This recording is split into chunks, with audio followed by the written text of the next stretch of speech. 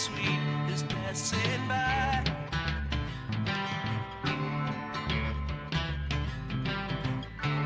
Laugh in the sunshine, sing, cry in the dark, fly through the night.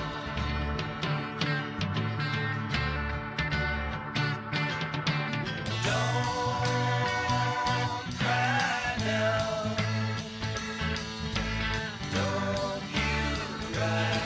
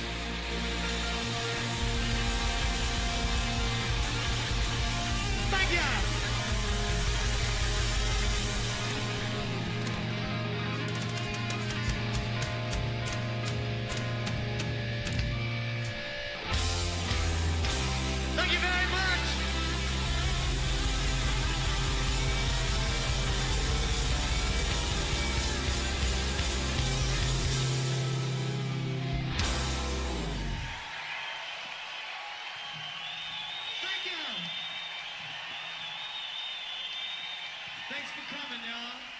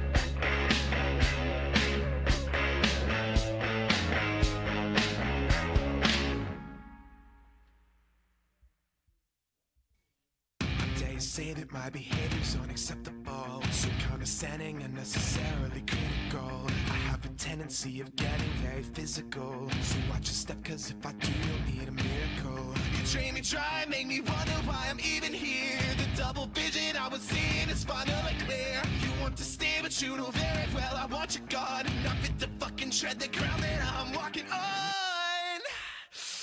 When it gets cold outside and you've got nobody to love, you'll understand what I mean when I say there's nowhere we're gonna give up.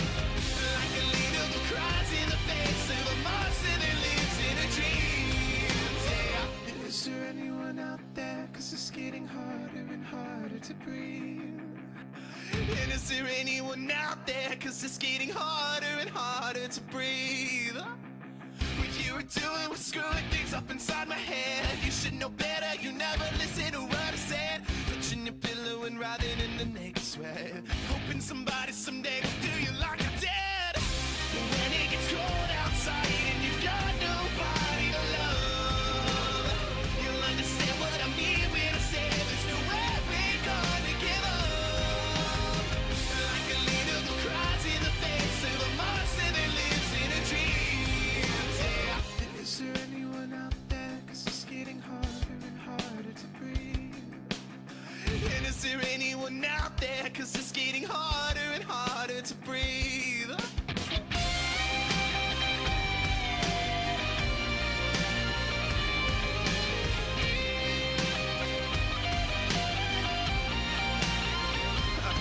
Does it kill? Does it burn? Is it painful to learn that it's me who has all the control?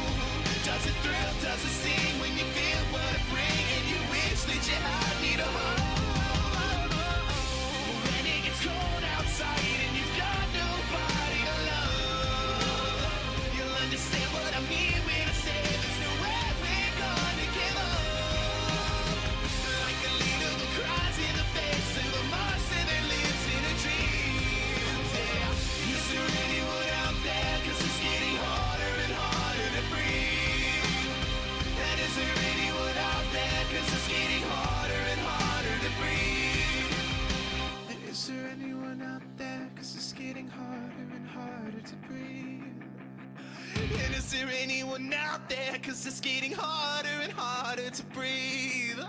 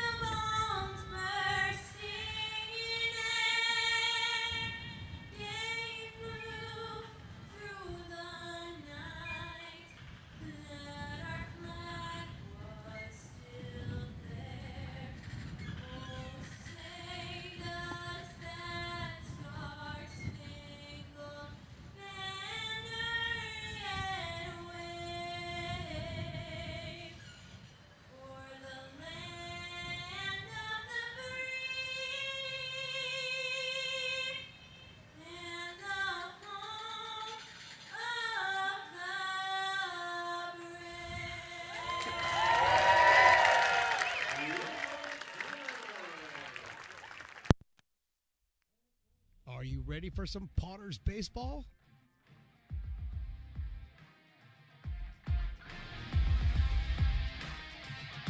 Potters baseball brought to you by Stones Broadcast Networks.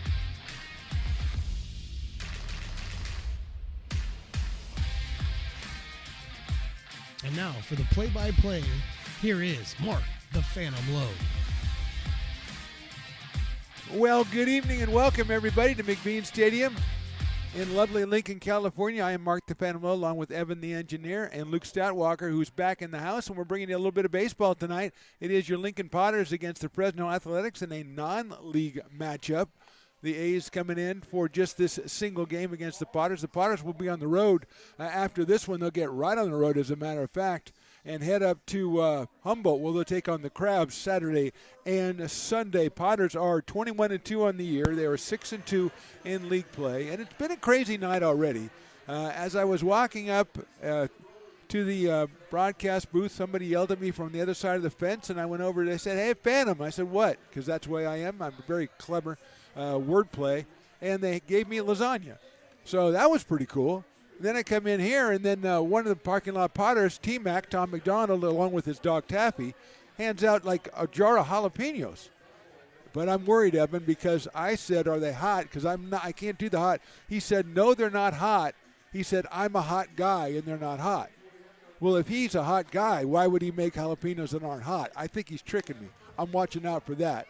He's got some for Stones, too. So, Stones, if you're watching, he's got some jalapenos for you, too. And then the coup de grace, as we say, as we were preparing to broadcast as a responsible human being, adult human beings, Dr. Evil came up from the waffle place, the waffle stick place, which I snap, treats, or drizzle, whatever it's called, and brought us 3 waffles on a stick. And one of them is marshmallow, chocolate, and I don't know what else. The other one is caramel, cream cheese, and apple. And one of them is strawberry drizzle with, I don't know. But they are evil, and they are incredibly good looking. They smell fantastic. I haven't tasted one yet. I'm trying to hold off on that. But I just have to call out Dr. Evil because she does that to us, doesn't she, Evan? She waits until we kind of settle in, and then she brings up treats. She knows we can't resist them. There's no way to resist these things, even when you look at them. And as Evan says, I still want to know how they get a waffle on a stick. So we're going to have to get Dr. Evil up here at some point and find out what the status is. Anyway, why don't we look at some baseball? And why don't we look at the offensive lineup for the Fresno Athletics, the visitors. That's Robbie Papel leading us off, and then Ned Cheklich is second. Kinsel, Mejia, White, Rico, Wood, Garay, and Mitchell. Kinsel, the leading home run hitter, the number 3 hitter, has 5 on the season. And a pitcher is a new guy. His name is Dylan Wood. He is from Franklin High School and University of Georgia, and his first pitch is at 92, and it's a strike. So Robbie Papel is the hitter. He is the center fielder against Dylan Wood. Breaking ball is inside, bounces off the glove of the catcher, and he will go 1 ball and 1 strike. Robbie out of Regis University, and Evan, I warn you right now, I looked over the schools that the A's go to, and there's a lot of good ones, and there's a lot of interesting ones with mascots we have never even sniffed. So it's going to be a big mascot night. Wood delivers the off-speed pitch outside, 2-1. Papel at 278 on the season, and 13 runs batted in.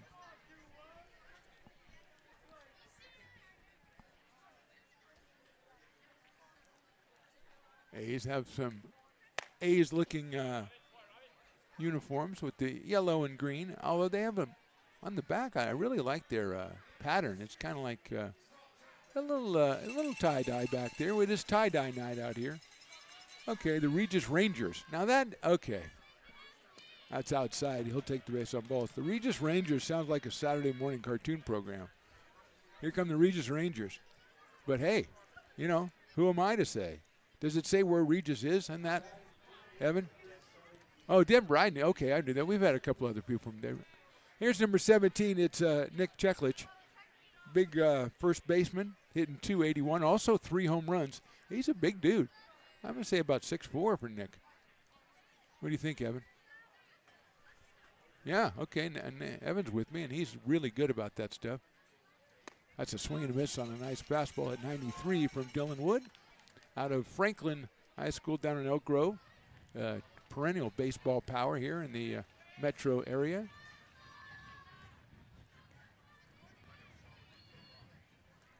We will put up our defensive alignment for the Potters after this pitch. There goes the runner. Oh, it's a bluff, and the next pitch is high for a ball. So let's take a look at the defensive alignment. We've got Ryan Jackson in left, Mace Madsen center, Chaz McNeilis in right. Shane Miller's taking over third, Brennan at short, Carson Moore at second, and Brady Dobson back at first, and Mason Belding behind the plate out of Del Oro High School, and Dylan Wood is on the mound. Belding hasn't, I recall, hasn't been behind the plate much recently. We've been getting Cooper Smith, and we've been getting Ethan Johnson, but Mason's back there now, and Kyle Pedersen as well. So we had a lot of catchers on the squad, which is typical Potters. That looked good. That's in there for a strike. 2-2. Grant Kinzel, the designated hitter in the on-deck circle, another big guy over there for the Fresno A's. As Papel gets a decent lead at first. He goes. The pitch is outside. The throw down is going to be too late. Papel with a great jump on that one. That's Mason Belding with the throw, but Mason really no chance on that one. As Papel was kind of measuring Wood, it looked like, for the first couple of pitches, and took advantage of that one. He is at second base now. Full count on Cheklich.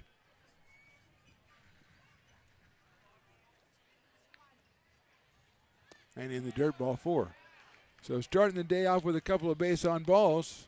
First and second, nobody out. Grant Kinzel, the hitter. Grant, the DH. He is out of Valley City State University. That's let's just name as many things. Valley City, State, hills, mountains, backyards. We'll just name a bunch of places, and then we'll put university on the end. I like it.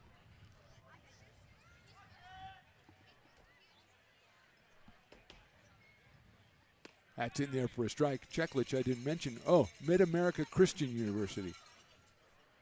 Oh, the Vikings. Okay, great. Valley City State University Vikings. I think Vikings fits in well with that. The Valley City State Vikings. Well done. I would ask you where it is. It's in the Valley City, so we know that. In North Dakota, another fastball for a strike.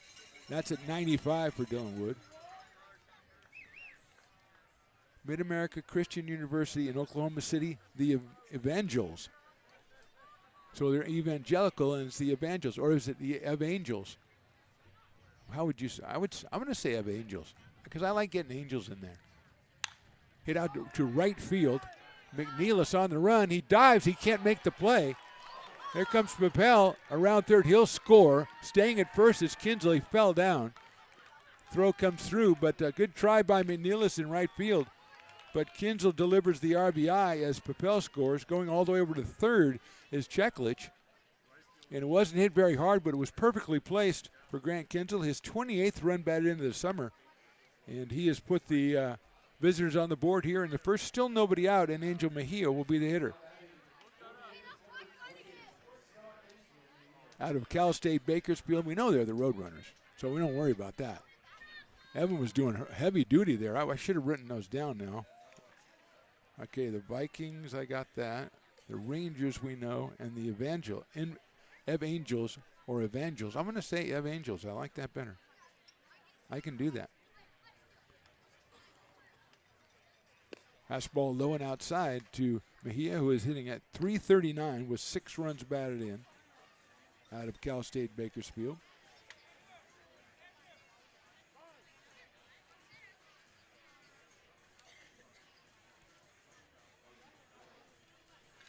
And we're going to have a meeting at the mound after Nick Kujawski is going to go out there and talk to Dylan Wood, settle him down. A couple of walks and a blue pit have produced a run for the Athletics here in the top of the first, and they have runners at first and third with nobody out.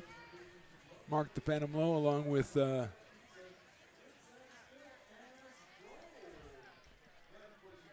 Evan the engineer. Luke Stoutwalker he's kind of our insider.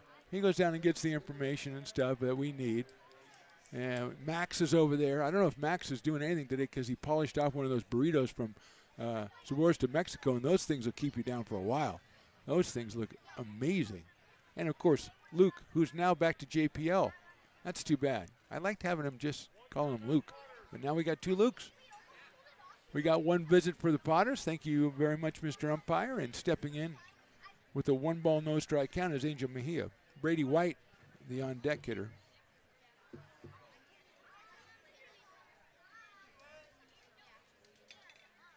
Woods pitches low and outside.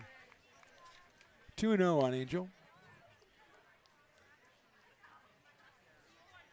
Boy, I hope we get to see number 2 Sergio Ruiz today. Graceland University. It's got to be the Elvi or something like that if it's Graceland. Oh, 2 Gracelands. In the dirt, nice block by Belding. 3-0 on Mejia.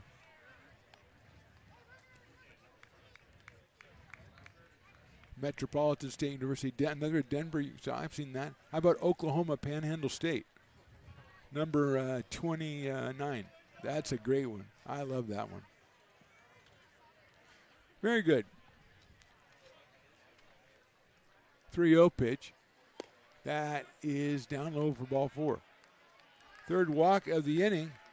That will load the bases with nobody out and bring up Brady White. Brady at 306. He doesn't have a home run, does have 9 runs batted in, does Brady White. He's out of Chico State, the Wildcats. I think they just threw Brady White in there to make the mascots easier. Okay, well, we know Chico State and Cal State Bakersfield. We're good with those.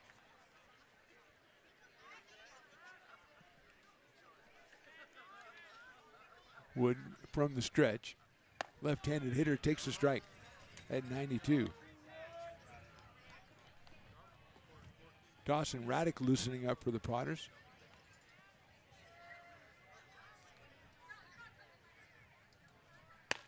And there is strike 2.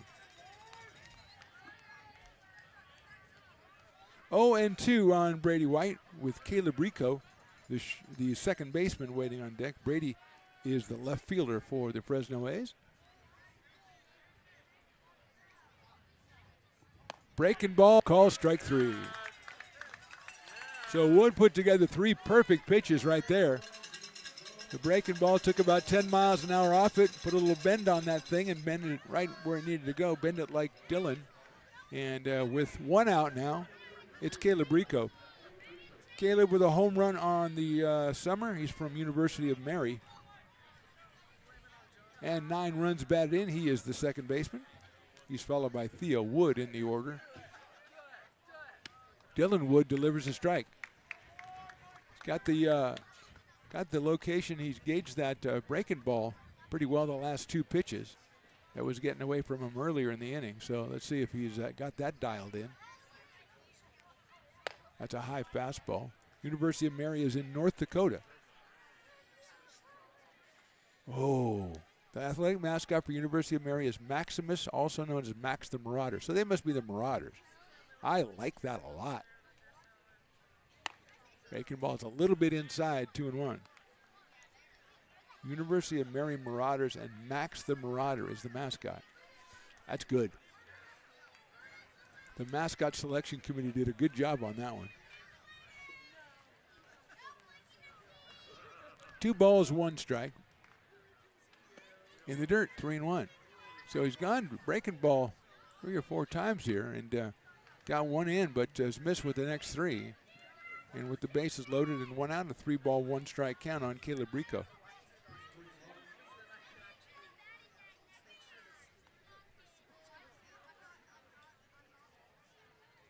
That's outside, and I'll walk in. That's ball 4. So Rico gets an RBI as Jeklich crosses the plate. Kinzel moves to third. Now Mejia at second. Theo Wood is the hitter. Second run across for the Athletics. We had to mention they have their own broadcast guy. It's Chris down there in front of us. He is. I talked to him. He's a great guy. First year broadcasting. He just wants to be involved in baseball. Just wants to be involved. And we wish him all the best, of course, as that one's hit down to third. It's going to be too slow, I think, for double play. Third and first, and he stay on the bag. He did. Well done, Potters. That's Miller to Moore to Dobson. and get Wood out of a sticky situation. But the Athletics do score 2, so we go to the bottom of the first. Fresno 2, Potters come to bat. Hey, Potters fans, want to keep restoring and renovating historic McBean Stadium? Now you can become a member of Friends of McBean. Annual membership start at $50. Become a member now at friendsofmcbean.org. This job is the Esplanade at Turkey Creek phases 4 and 5. Our scope of work for this project is full scope, so we've got all the underground, all the joint trench, and all the topside included with it. We're putting in sewer pipe, manholes. We're not doing services yet. We go through and do all the main line, and then we come back and do all the services after that. I would say this project right here, the one we're working on, is probably about a 2-month project. It's very costly to the developer, so beating the schedule is very important, more important than most projects. It's got a lot of groundwater, so we've got an extensive groundwater pump system in place. It's just cool to be a part of the built environment and know that for the next 100 years that people are going to use and enjoy what we've created here today.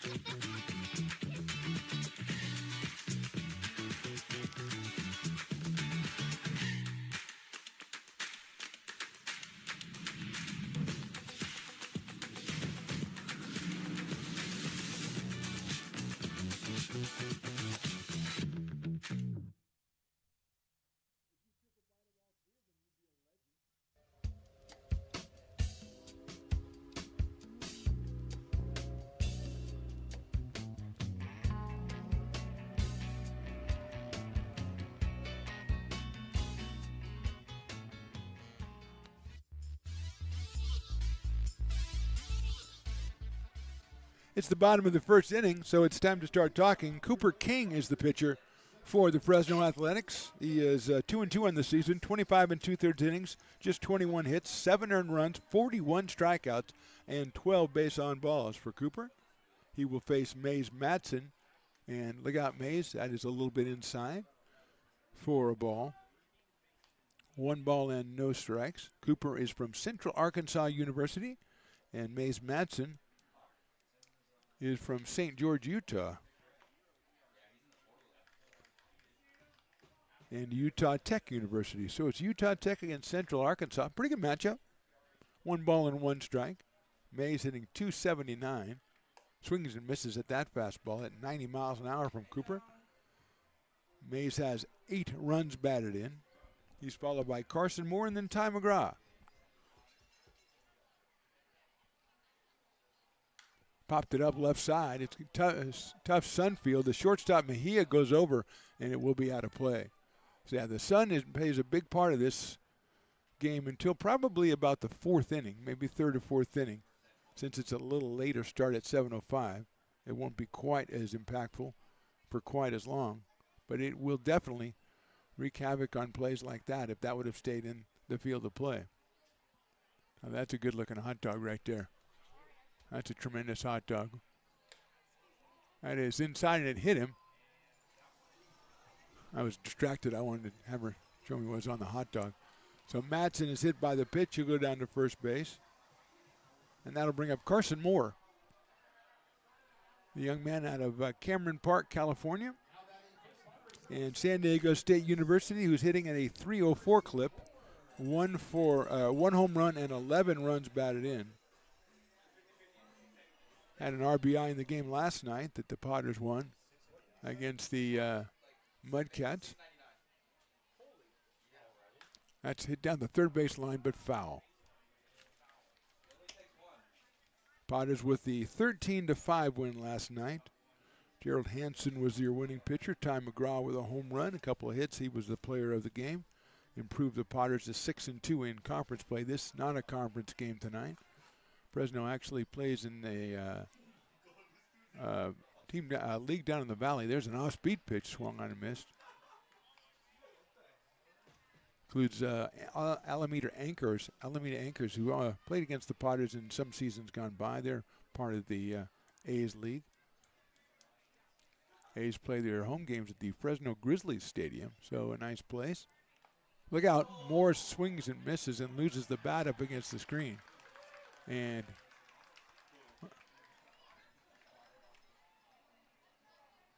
it is 0-2. We've seen a lot of that lately, Evan. Still just the one that went over the screen and over the tarp and into the parking lot, but we've seen a lot of second-place finishes lately. Carson's going to oil it up a little bit more and get back in there with an 0-2 count. Ty McGraw to follow, and then Brady Dobson, all left-handed hitters. That's lifted left side. Mejia again coming over, left fielder coming in, and it will fall in the bullpen. Left fielder, third baseman, shortstop all go after it. Couldn't get there.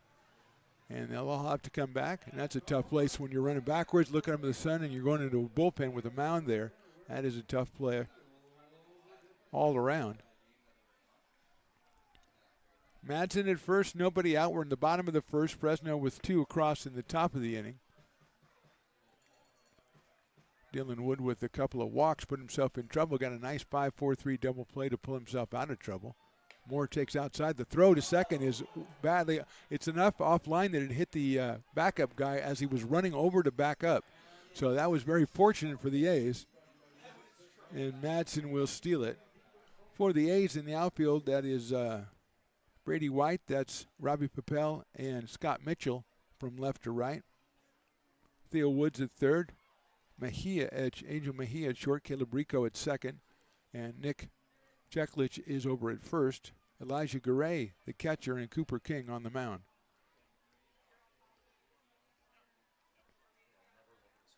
One ball, 2 strikes.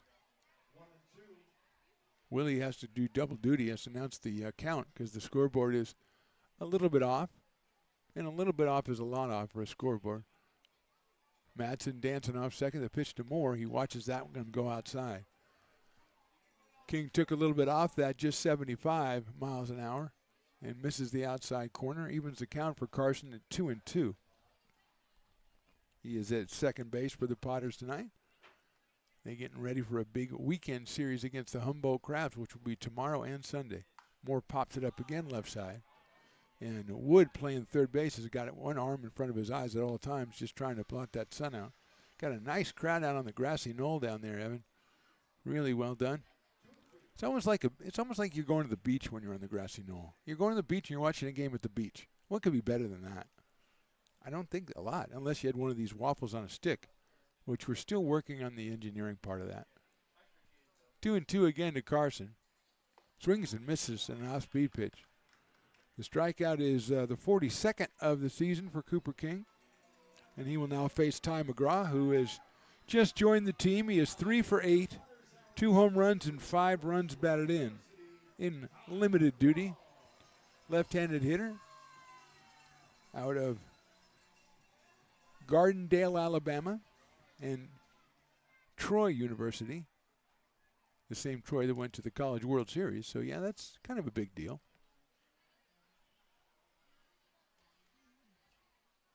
He lifts that one foul.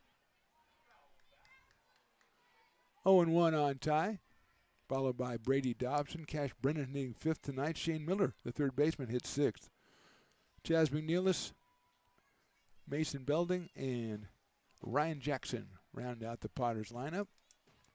The starter is Dylan Wood. 0-1 coming to Ty. Check swing, nice block behind the plate by Garay. As that saved Mays Madsen from going to third. So good play by the backstop. 1 ball and 1 strike. It's tie-dye night at the ballpark. Did we mention that, Evan? Tie-dye night. I got a tie-dye baseball right here. It's actually kind of a cool thing. In the dirt, another block by Garay. First 500 fans got a tie-dye baseball. Actually $4.99 because I got this one right here. Pretty cool. Got a little bright colors on it and everything. Yeah, I like this. Well done, Potters. They do the promos, they do the merchandise pretty well around here, and they do the vendors. I must say. Sabores to Mexico, Fat Cat down there. Our friend Dr. Evil, Papa's Coffee Company is out here today. Ty lifts that one down the left field line. It should be a foul ball. White giving chase, and it is a foul ball down there way in the corner for the left-hand hitting Ty McGraw.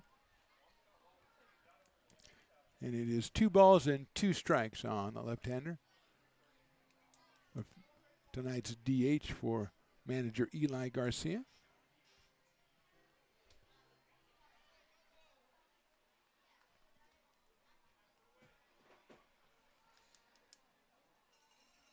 Cooper King from Central Arkansas University looks in to get his sign.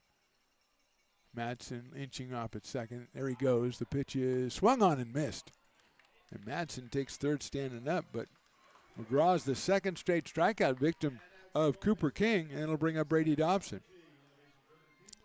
Brady comes to us from Lincoln High in Stockton and Cal State Fullerton. He's had a tremendous summer, 366. He has a home run. He has 8 runs batted in. Oh, he needs to plate this run from third base. The Potters trailing 2-0. We're just in the bottom of the first.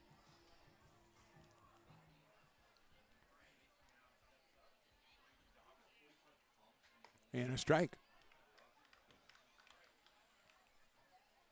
0-1. Cooper King kind of mystifying the Potters left-hand hitters. That's all they've had is left-handers so far, but they're not really picking it up or something because his change of speeds has really been effective. Swing and a miss. 0-2.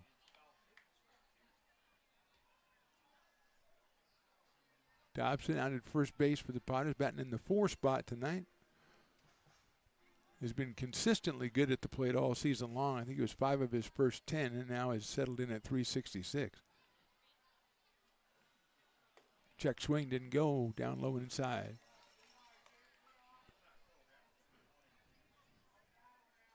So Potters are on the road tomorrow and Sunday. Then they're off Monday. We're back here next Tuesday and Wednesday against the California Tigers. And after that, it's all PEL action. Dobson swings and misses. Again, at 78, pulls the string. So 3 straight strikeouts after a hit batter. We'll go to the second. A's on top, 2-0.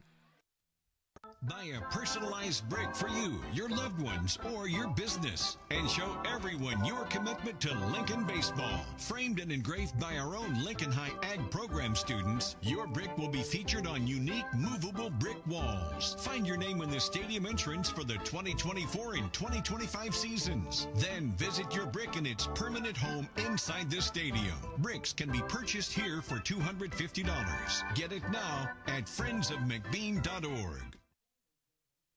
I'm Bill Spear, North Valley president of 5 Star Bank. In a time when business can feel so uncertain, we're here for you every step of the way. I know they have a lot of bells and whistles within their bank, but just the relationship piece here locally on the business side is huge for us. 5 Star treats us like we're number 1. They're right there with suggestions, with help.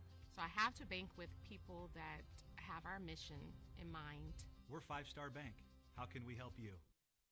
Hi, Bill Evans, President of the Placer County Association of Realtors. We're in the store, our conference facilities, an amazing team helps keep together an amazing organization, and we thank them all. This organization can't do what it does and can't run the way it runs without the help of so many members volunteering their time. The success of the Placer County Association of Realtors is largely dependent on our active volunteer members to help our organization and industry. The work of our committees greatly impacts our ability to champion efforts across the board and giving back to the Placer County community wherever we can. Like all service organizations, I wanted to serve. And getting involved with the affiliate committee was the perfect way to do that. I love being able to... Top of inning number 2 from McBean Stadium. A's on top 2-0. They'll send up Elijah Garay, Scott Mitchell, and Robbie Papel. 8, 9, and 1.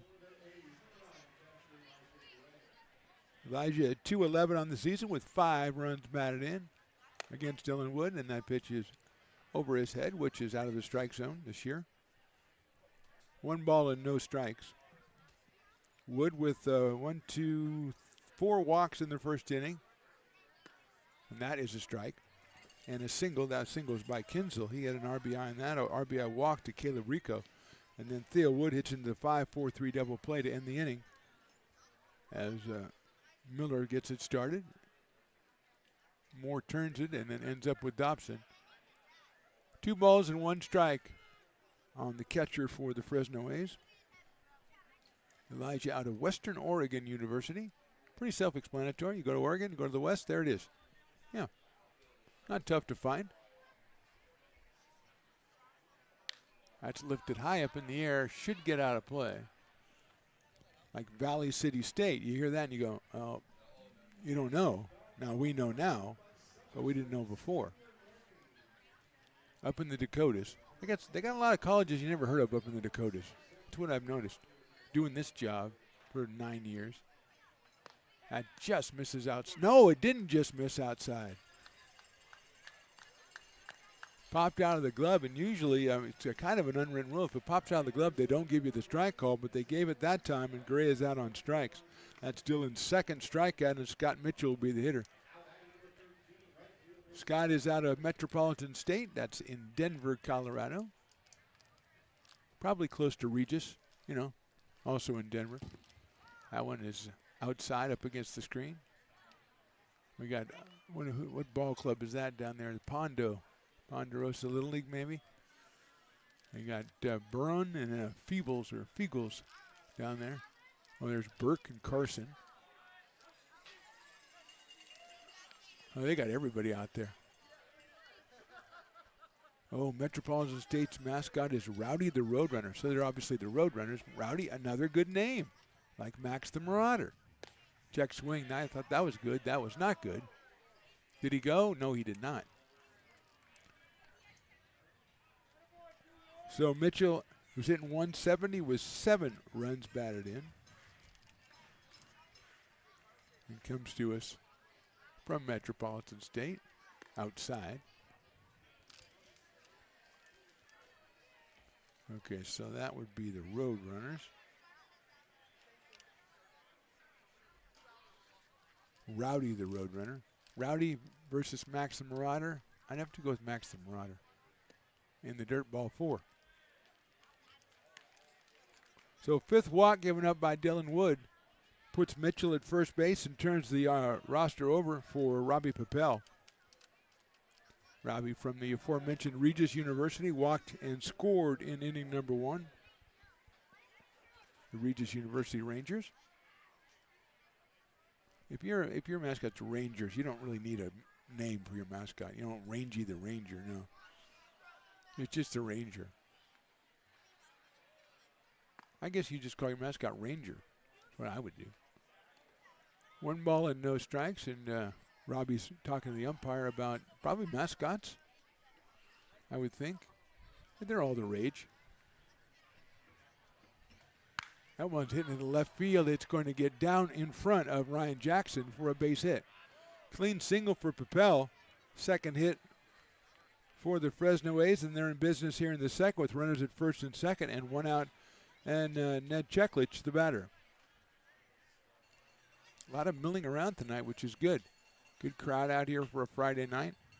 A lot of guys, people milling around, carrying drinks and food items.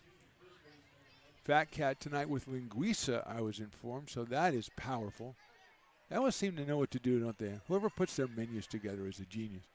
They always seem to know what you want. Breaking ball high and outside to Ned. 281 on the year. He also walked and scored back in the first. He's got 3 home runs on the summer and has driven in 11 runs.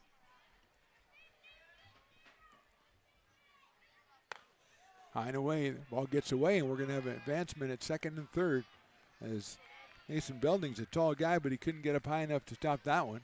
Pops out of the glove, and the force no longer in effect for the Potter defense. Cheklich with a 2-ball, no strike count. Dawson Raddick up and throwing again, or in Dawson's case, down and throwing. There's a good pitch in there for a strike. 2 balls and 1 strike now on Ned. He is at first base for the A's tonight, who will go home after this one. And according to Chris, the broadcaster, they'll have the weekend off, so good for them. Swing and a miss. I'd have fouled that one off, but it's basically the same place as the called strike.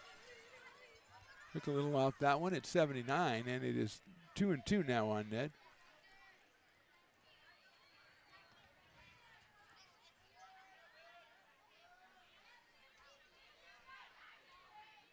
Swings and misses, tied him up big time on that one. I don't think that was a strike, as that one was way inside, but it tied him up and got the strikeout.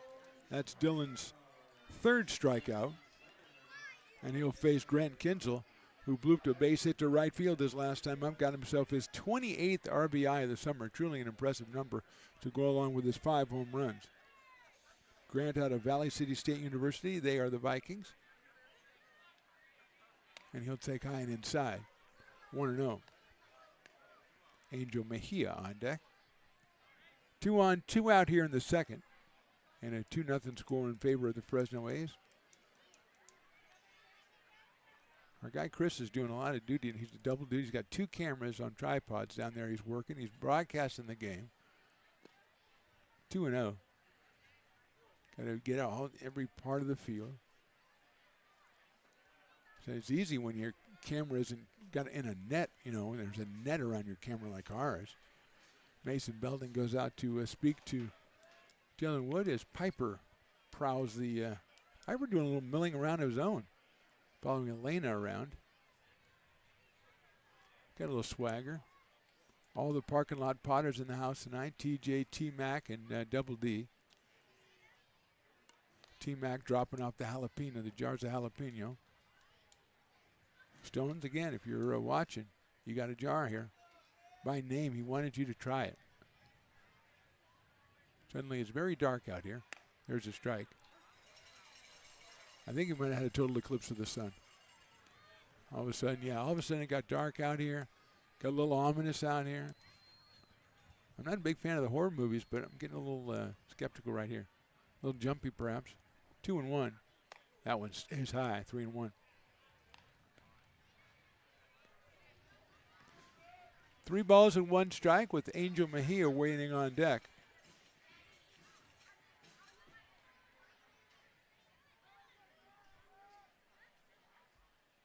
That's line foul down the first base line. I'll tell you, Kinzel was ready for it. Said if he's probably going to go to the fastball to try to get it over. I'll be ready for it. The fastball at 91 is a little bit behind it, but he spoiled it. And now it's 3 balls and 2 strikes.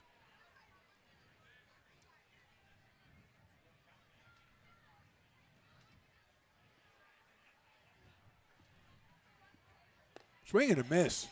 Got him on the breaking ball. Big pitch right there by Dylan Wood to get out of the inning. We go to the bottom of the second. Potters still trail at 2-0.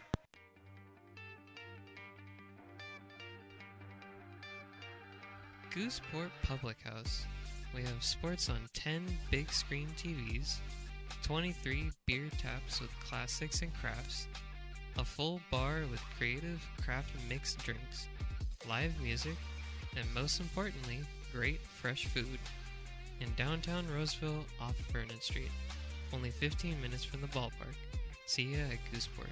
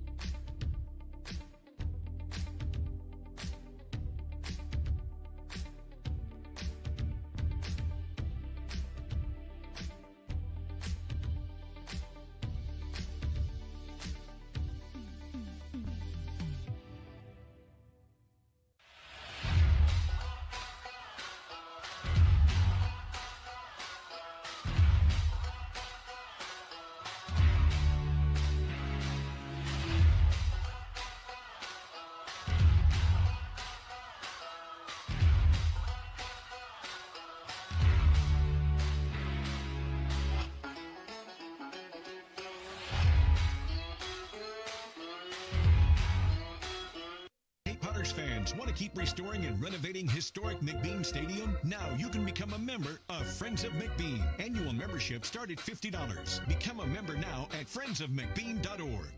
When it comes to your home's maintenance and repairs, Jeffers Resource Group has you covered. Our handyman services offer a comprehensive range of expertise, from minor carpentry to drywall, electrical and flooring for property managers, landlords, and renters alike. We ensure that every job is completed to the highest standards, so you can have peace of mind. Contact. Bottom of the second inning, Potters trail this one 2-0. Cooper King back out on the mound. He was impressive in the first inning with 3 strikeouts. He'll face Cash Brennan, Shane Miller, and Chaz McNeilus. The first 3 hitters for the Potters here in the second.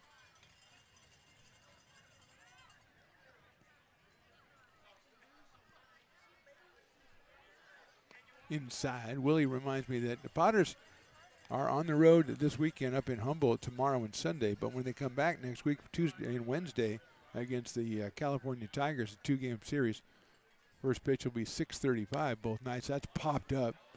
Might get out of play, and it will get out of play. Tuesday is the famous Taco Tuesday, where 2 Tuesdays ago we famously ran out of tacos in the 6th inning. So, yes, it's a popular promotion. So that's Tuesday, Taco Tuesday. Then Wednesday, Evan's favorite, Wine and Wiener Wednesday. $2 off of wine pours, half-price sangria, $2 hot dogs, not confirmed, or $2 off hot dogs, should make that clear. Not confirmed that the bacon-wrapped hot dog will be an event. Lifted down the left field line. That is a huge, huge favorite, the bacon-wrapped hot dog. So, yeah, come on out. Check it out. Then there'll be, after those 2 games, Potters will go on the road Thursday to Healdsburg. Then Friday is movie night. Friday the 3rd of July. Did he go around? I think he probably did, and it's a 4th straight strikeout for Cooper King. He came in with 41 strikeouts in 25 2/3 innings, and we've seen why, as he struck out 4 in a row after hitting Mays Madsen to start the game. Shane Miller is our hitter. Again, July 3rd, a Friday night, is movie night. Come on out and see Rookie of the Year is the movie this year. So that is on the 3rd. And the 4th, obviously, the 4th of July game, which is sold out. The West Coast Kings are in town. And then the day after, a 6:05 start against the Healdsburg Prune Packers. That is a strike. Burying up the speeds is Cooper King, and he's doing a really good job of it as he faces Shane Miller, who's 0 for 8 on the year with 2 RBI out of Gilbert, Arizona, and the University of New Mexico. He'll take a ball. So a lot of good reasons to bring your belly, bring your tummy out next Tuesday and Wednesday for Taco Tuesday, Wine and Wiener Wednesday. Both tremendous promotions. That's hit high up in the air, right center field.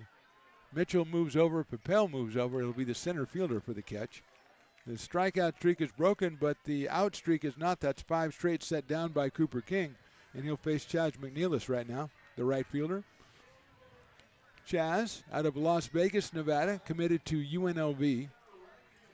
He's hitting at a .281 clip, and he has 10 runs batted in. He's brought that average up. He was down, brought it up from the high hundreds, and takes a swing at that one and misses it. It's 0-1.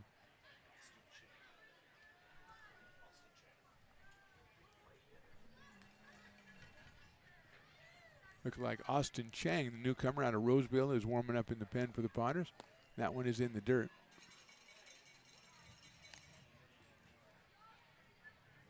One and one on Chaz. If he reaches, Mason Belding would be next.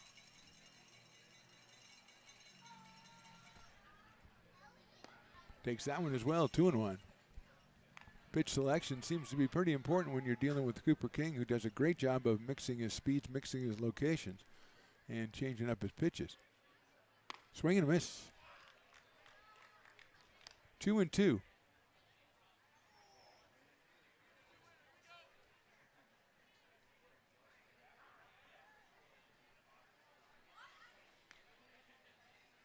Man was him off the plate inside.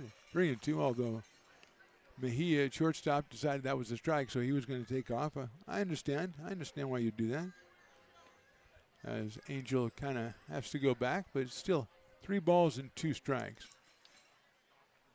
And that is called strike 3. So 5 strikeouts for Cooper King. We go to the top of inning number 3. The Athletics still on top, 2-0.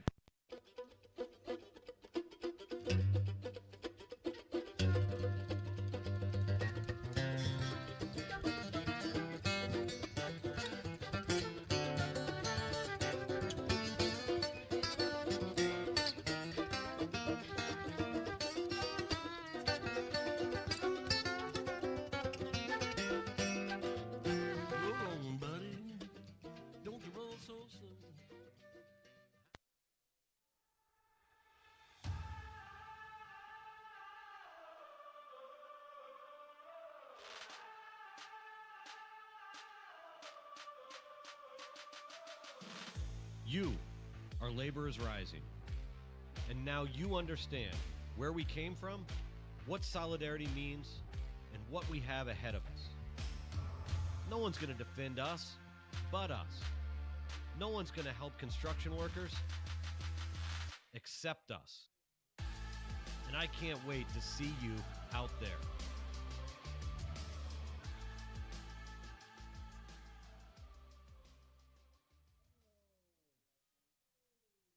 American River College is a top-tier community college sports program that provides student athletes with the opportunity to thrive both athletically and academically. ARC Athletics is currently ranked 5th in the state and 2nd in Northern California. With over 19 sports programs, our athletes compete with the region's best athletes. Our diverse and dedicated coaching staff helps athletes develop the skills necessary to compete at the next level. Start your community college athletics journey with us. American River College, Sacramento's best athletic program. Go Beavers.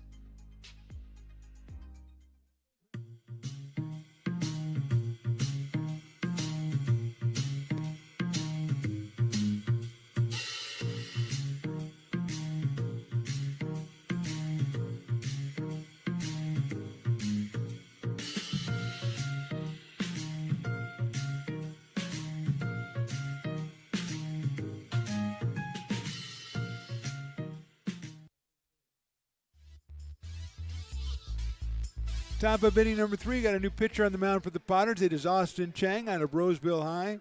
He will come on here in the 3rd inning to take over for Dylan Wood. Dylan, 2 innings, 2 hits, 2 runs. He walked 5 and struck out 4.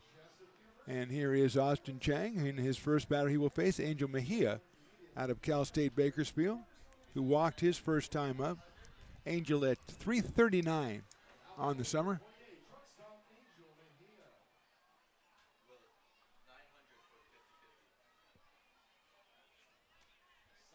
Here's Chang's first pitch, and it's hit out into center field, short center field. Coming on is Madsen. He'll make the easy catch for the first out. 1 out, Brady White is the hitter. Brady struck out looking his first time up. The left fielder hitting at .306. Out of Chico State University, the Chico State Wildcats.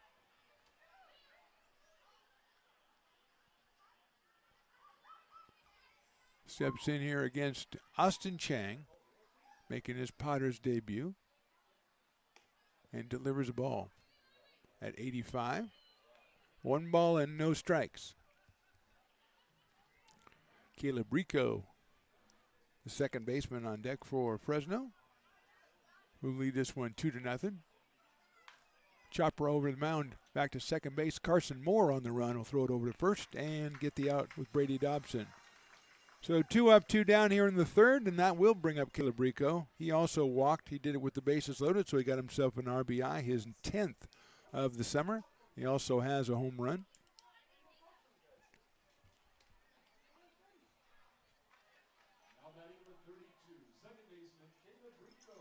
So here's Rico with 2 outs.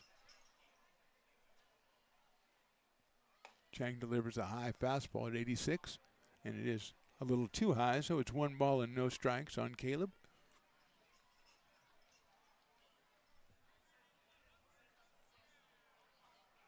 Swing and a miss, breaking ball in the dirt. Now there's a tie-dye dude right there, Evan. I think I think ZZ Top's having auditions, and he's in the right place. He's definitely in the right place. We just found out today that Evan the engineer, is a big 70s music guy. He thought he was 60s. I guess his parents were more 80s. And we talked about it, found out that the bands he likes. He's getting into vinyl. He's doing a lot of the 70s bands. Likes the Doobie Brothers, Steve Miller. That's fouled back to the screen. And the Boss. There you go. He likes the Boss. Uh-oh. We might have an injury here as Caleb Rico staying down. That's not good.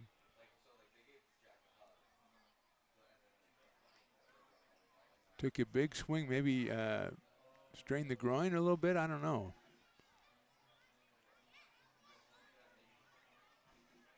As the coaches come on out to try to help him out. And now here's our trainer.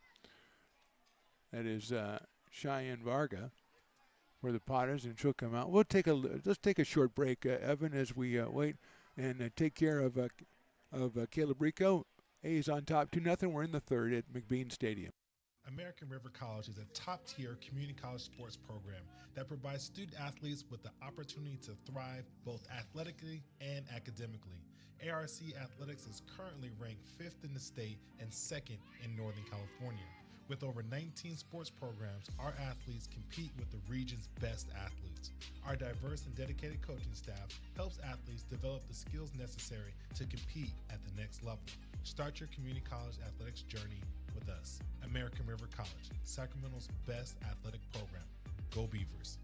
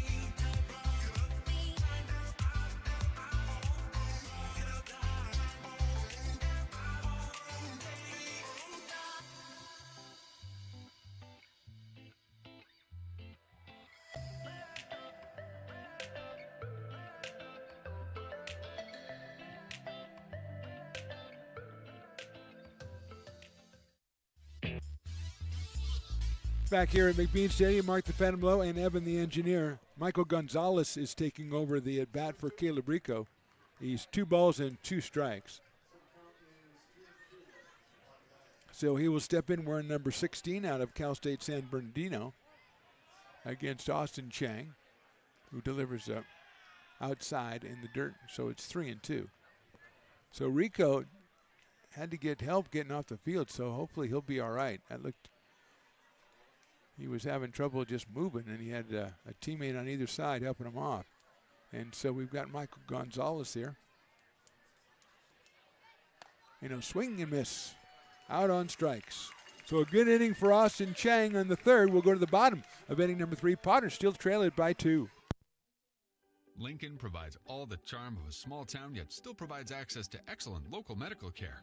At Lincoln Urgent Care, you can find expert services and a compassionate staff available 7 days a week. Our friendly front desk staff will welcome you when you come into our brand new facility. Your wait time will be minimal at our walk-in clinic, unlike the emergency room. From broken bones and lacerations to allergies, flu shots, and illnesses, we treat a variety of urgent medical conditions. What sets us apart is not just our central location in Lincoln, but the convenience of our extended hours, including weekends. We've become Lincoln's first choice for urgent care because we treat patients of all ages for a variety of conditions and take most insurances. We're proud to be an approved provider for veterans and welcome in our military patients. From our family to yours, we're here when you need us.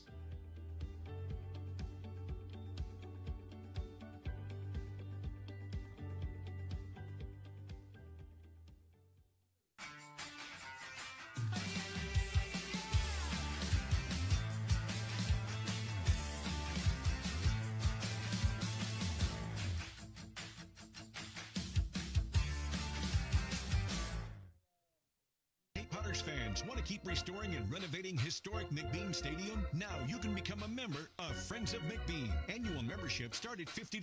Become a member now at friendsofmcbean.org. This job is the Esplanade at Turkey Creek phases 4 and 5.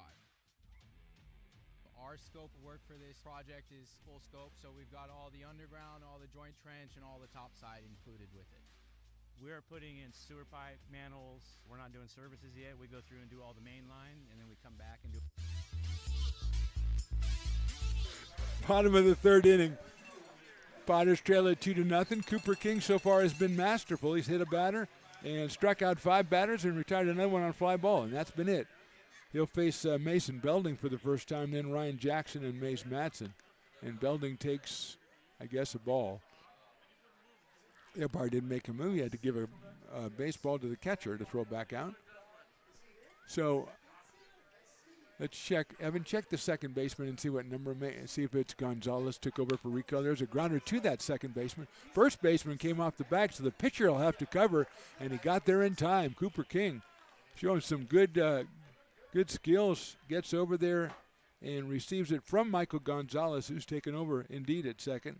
I didn't know because he's listed as an outfielder here, so I didn't know if they were going to move him infield. But as we find out in summer ball all the time, versatility is so key. So, yeah. Ryan Jackson, the number 9 hitter in the order, batting at .308. Out of El Cajon, California, and San Diego State. See if he can solve the mystery that is Cooper King. Can we call him Cooper the Lion King? Is that? I mean, you know, King of the John. I mean, he's pretty much dominating right now. All right, I'll workshop it. Anything, it's a visiting guy, so I'd have to check it with their broadcaster, too, and make sure he'd have to take it back with him. Maybe, I'll ask him. Lift it in the air right side, out of play. That's a really good point, Evan. But if you're a broadcaster from an opposing team, it is incumbent upon you to tell the other broadcaster if there's any nicknames. You talk about pronunciations, but you also talk nicknames. Like if Luke Statwalker, I have to tell him that's his nickname, Luke Statwalker. Jackson swings and misses. King with another strikeout, his 6th through the first 9 hitters. And Mace Matson, who was the only guy to get on base against Cooper, and he did it via the hit by pitch back in the first.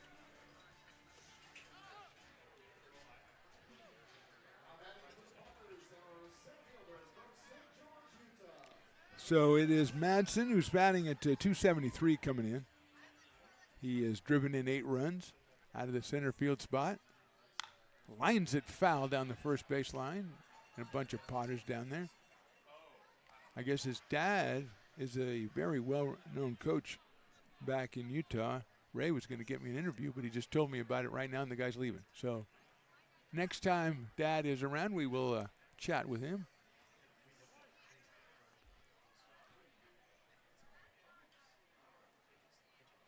That's outside. Ray Garcia remembers one thing about me, that's I don't like the song by the outfield, Your Love, that Kyle Pedersen uses for his walk-up. And he says, hey, Kyle's on the lineup tonight. Don't you feel good? Well, not for Kyle, but, I mean, I don't want to hear the song is the point. So that's the one fact that Ray will not forget. Madsen, 2 balls and 1 strike. As Luke Statwalker is going to take, is that the caramel apple one? Swing and a miss. Statwalker goes in. Oh, yeah. Oh, yeah. Gives the nod. Gives the Statwalker nod of approval.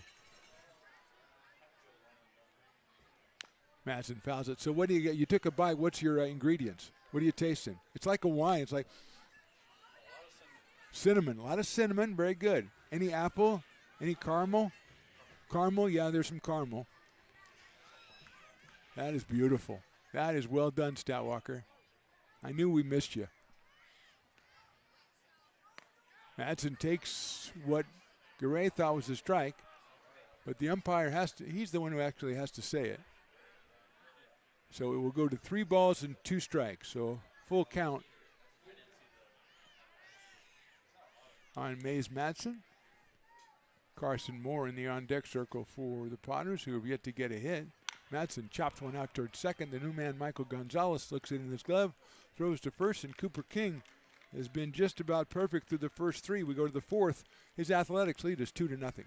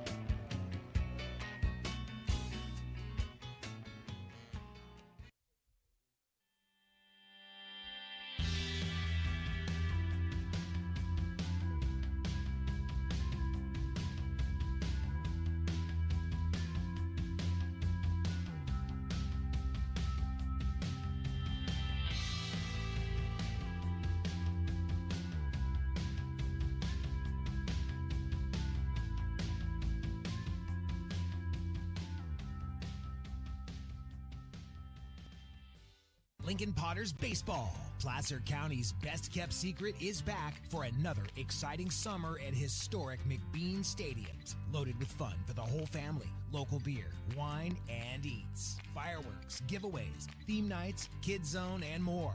Come join in the fun and enjoy small town baseball with Major League Entertainment. Tickets on sale now at LincolnPotters.com. Lincoln Potters Baseball. Come on out and join in the fun.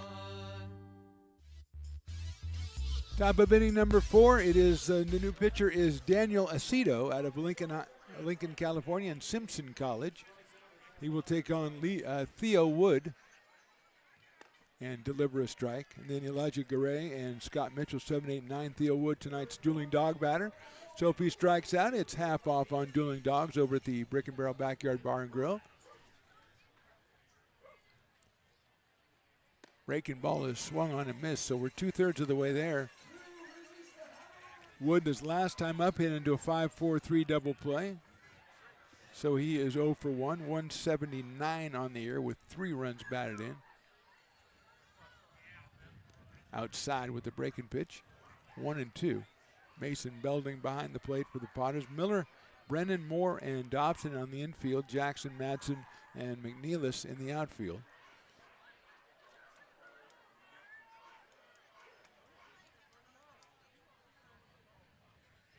Here's a 1-2 coming up from Daniel.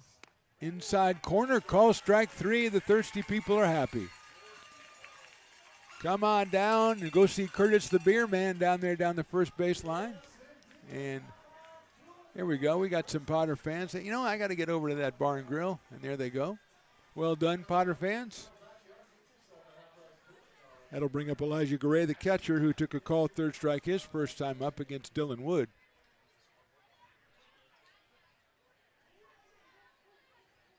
That's fouled back. Another breaking ball on the inside corner. 0-1. Wood started, then Chang went 1 inning, 1 perfect inning. He got a fly out, a ground out, and a strikeout. And now Daniel Aceto, wearing number 15 for the Potters tonight, or in their white uniforms, white home uniforms. Lifted down the right field line, giving chase. McNeilis giving chase, and he can't quite get there in foul territory.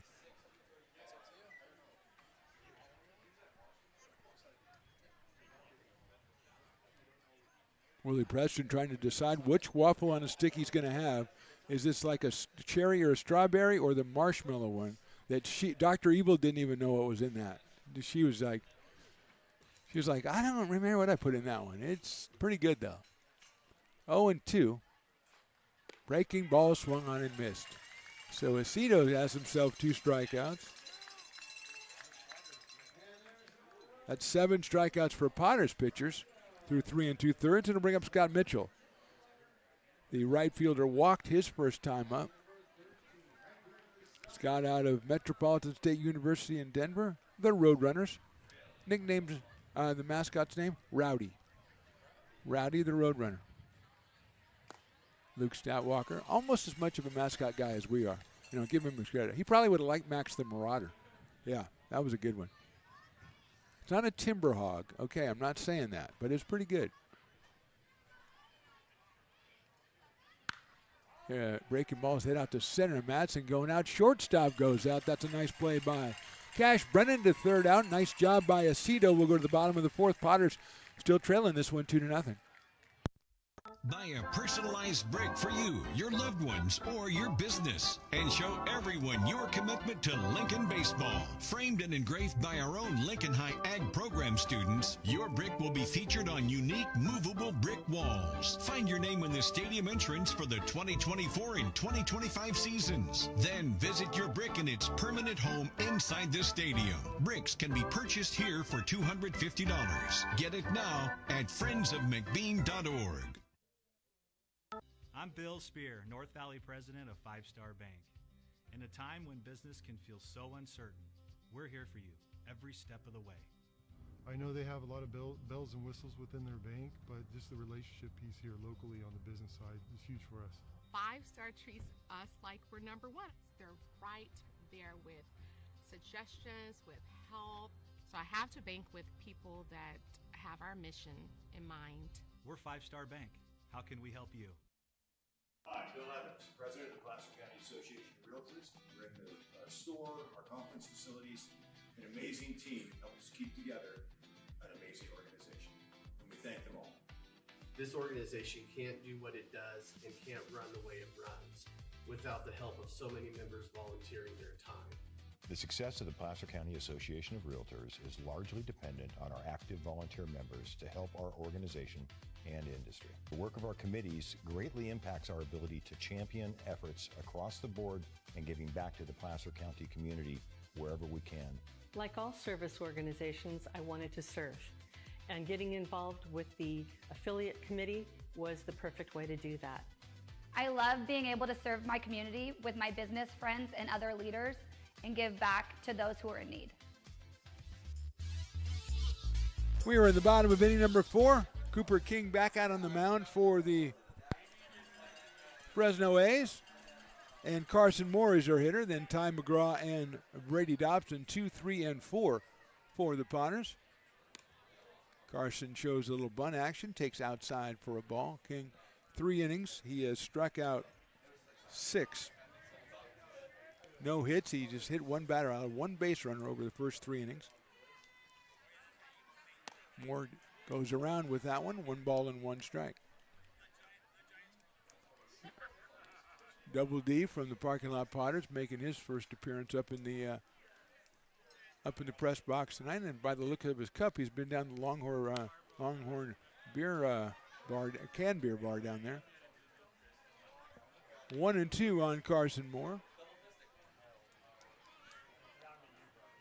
Luke Stoutwalker doing a yeoman's job on that. Cinnamon, caramel, any other things that you find in there?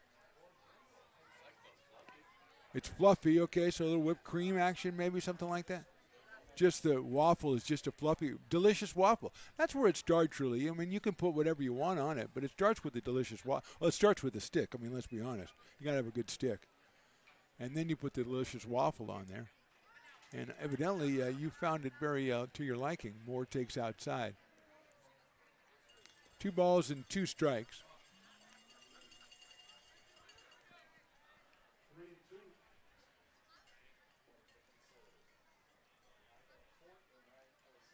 Moore takes ball 4.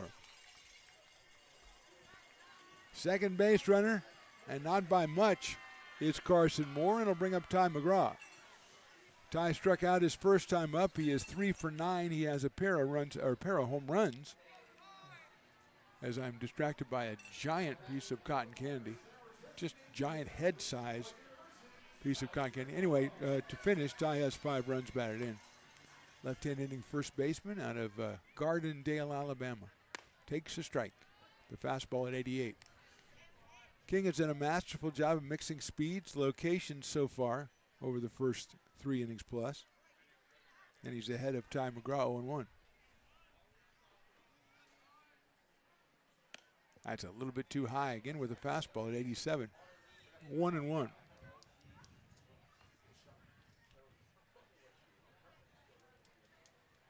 Potters on the road tomorrow and Sunday up in Humboldt. McGraw chops one foul over by the Potters dugout. We are back here. Home games next Tuesday and Wednesday against the California Tigers. Tuesday is a Taco Tuesday, which is always a cause for celebration. Wednesday is a Wine and Wiener Wednesday. And there's just so much good about that, I can't even describe it all right now. 1-2 coming to McGraw. It's a chopper, foul again off the first base coaching box, or coach's hand down there. Made a nice try, but really not a chance of handling that one. So that's Tuesday and Wednesday. And then after that, our next game would be Friday, the 4th of July, or Saturday the 4th of July, against the West Coast Kings, fireworks galore. McGraw takes outside. Friday the 3rd is movie night out here at McBean. The film is Rookie of the Year, involving a young man injuring his arm, getting some sort of surgery or something, and then being able to throw like 150 miles an hour. I think that's what happens.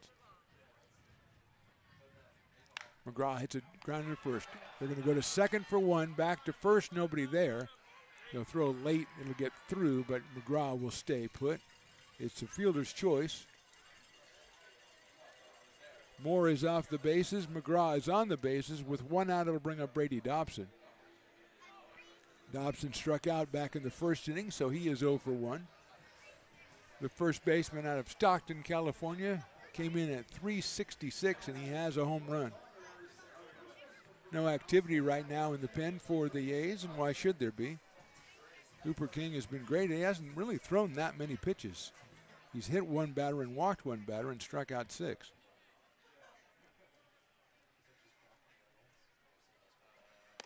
Brady takes high and outside. 1-0.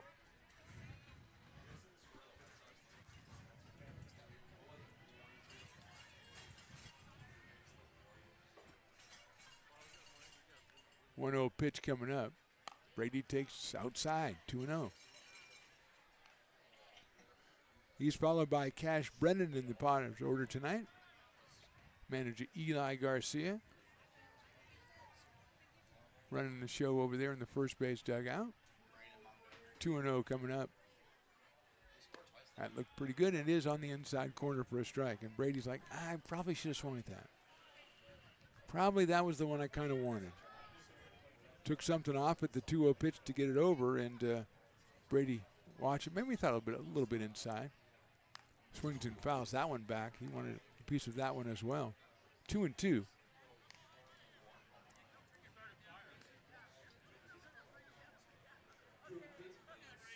Two balls and 2 strikes.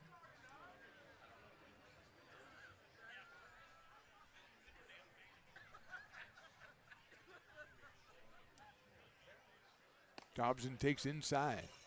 So 3-2. McGraw will be going over there at first base on the 3-2 pitch with one out here in the 4th.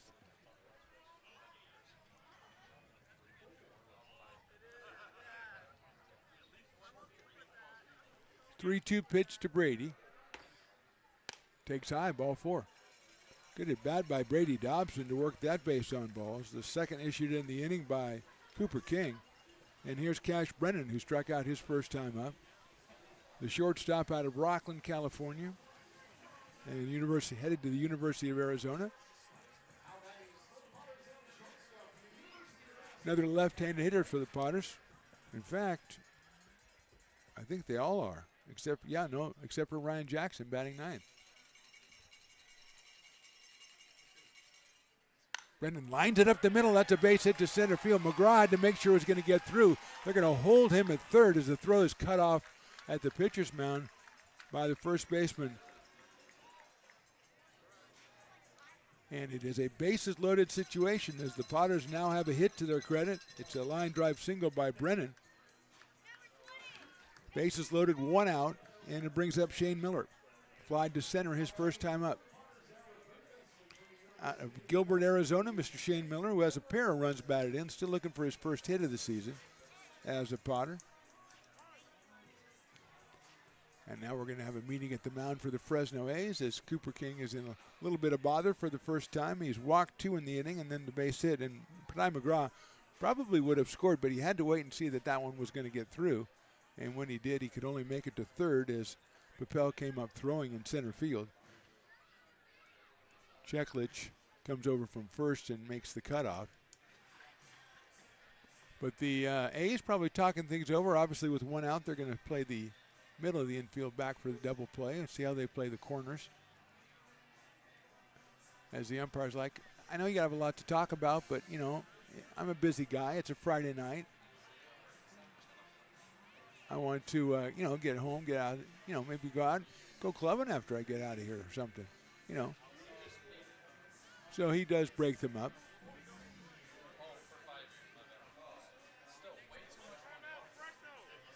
Got a visit charge to the Fresno A's. Make a note of that in our visits charge book.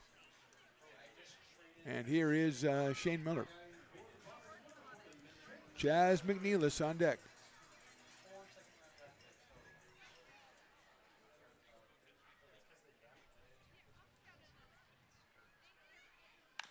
Grounder out towards second base, slowly hit and bobbled at second. Everybody is safe. McGraw will score. Dobson will go to third. Brennan to second. Miller reaches on the air. He will get an RBI because I don't think they were going to turn that. So he picks up his third RBI. The bases are still loaded, still just 1 out. And it'll bring up Chaz McNeilis. So Chaz struck out looking his first time up back in the second inning.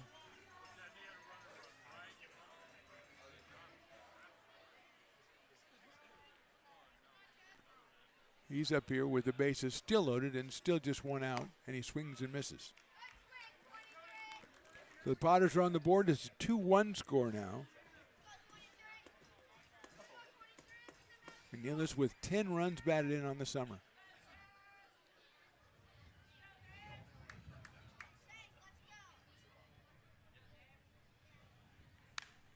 Left side down the left field line, but it will be a foul ball. Watch out, Grassy Knoll over there.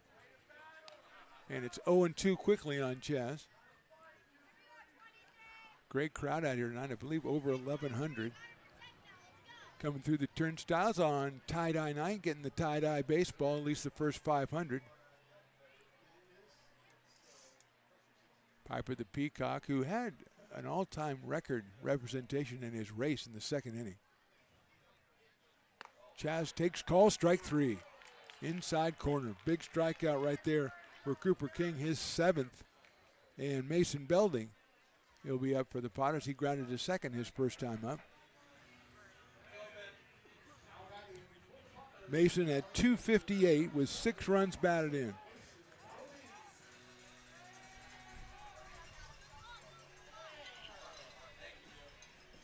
Bases still loaded, but now 2 outs. Cooper King taking a while getting the right sign from Garay behind the plate. And a little too long for Mason Belding. Says, I think I'll just reset a little bit. Out of Del Oro High School, Grass Valley, California, and LSU for Mason Belding. Takes the strike. He's got the second baseman, Gonzalez, pulled way over toward first. Middle of the field is open for Mason.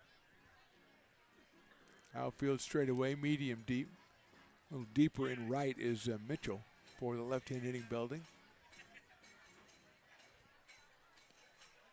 0-1 coming up. A little blooper out toward first base, and it is Cheklich for the catch. So the Potters score once in the 4th. We'll go to the 5th. They are down 2-1.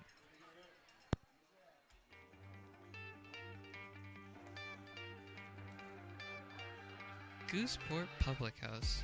We have sports on 10 big screen TVs, 23 beer taps with classics and crafts, a full bar with creative craft mixed drinks, live music, and most importantly, great fresh food.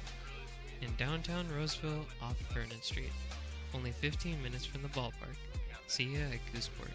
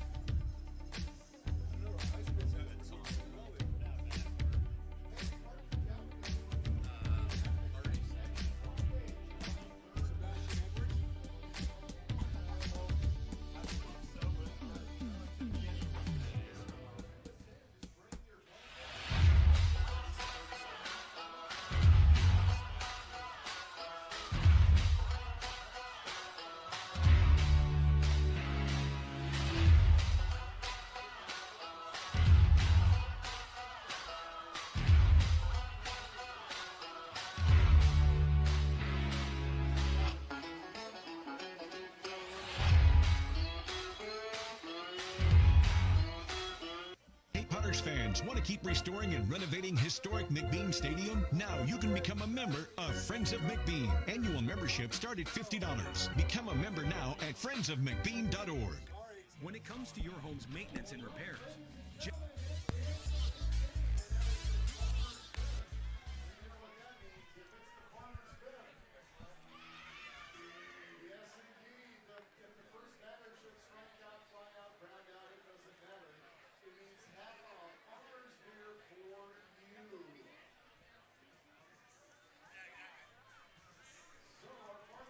So Farmer's fifth inning, Robbie Papel is our hitter. He has walked and singled, so it'll be a tough out to get to Half Off Farmers Brewing Company down at the Brick and Barrel Backyard Bar and Grill. And that one is in there for a strike. Brock McReynolds is our new pitcher out of Newcastle, California, Chico State University. Daniel Aceto, one inning pitch. He struck out 2 and got 1 pop-up. So he and Austin Chang combined for a pretty good 2 innings of work.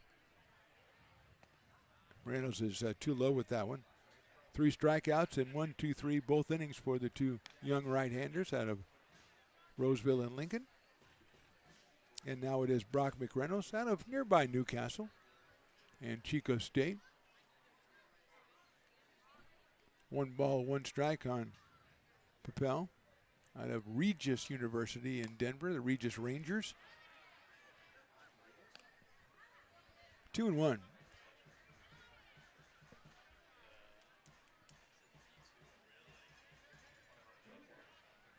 2 balls, 1 strike.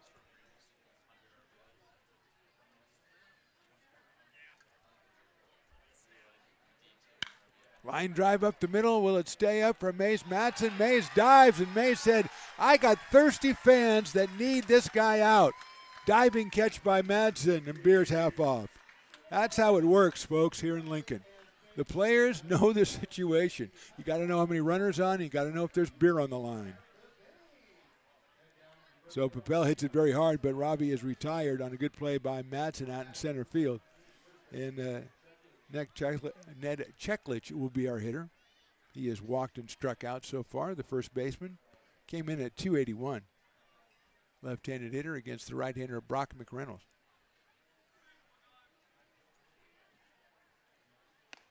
Took something off that. Nice looking pitch by McReynolds. In there for a strike on 1. A lot of off-speed, weird pitches in this game tonight, and a lot of them are finding the strike zone. 0-1 on Cheklich. Grant Kinzel, he is the DH. He is on deck for the Fresno A's. Hit sharply foul over toward the Potters' dugout.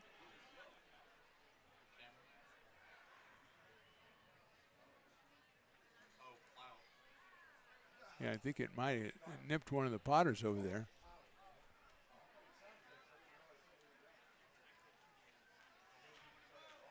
We're getting some check on over there, some once-overs. As Cheklich looks over, and you don't want to do that. I mean, he doesn't feel bad about it. He does feel bad about it, probably.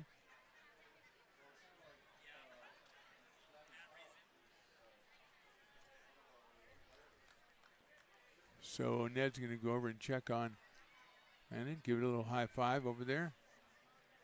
And I think everything's going to be okay. Looks a little bit, could have been serious there, as the Potters have a lot of guys right in front of that dugout, or on the home plate side of their dugout. And that one, Ned turned on that one quickly and shot it over there. But everybody is fine, it looks like, down there. A bounce back down there.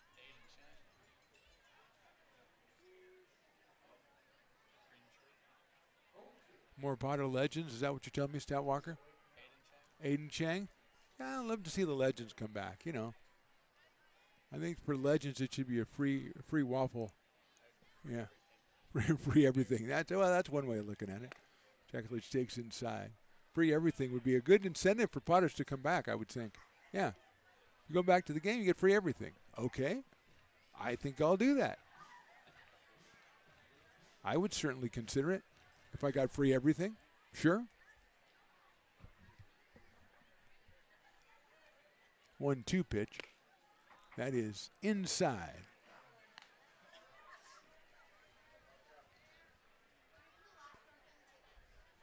Whenever we get an authoritative knock on the door here in the press box, I always know it's the 50-50 people. It always is the 50-50 people. I think it's only the 50, and they've sold so many. They don't have any tickets left. They've sold them all already. That's some pretty good salesmanship right there.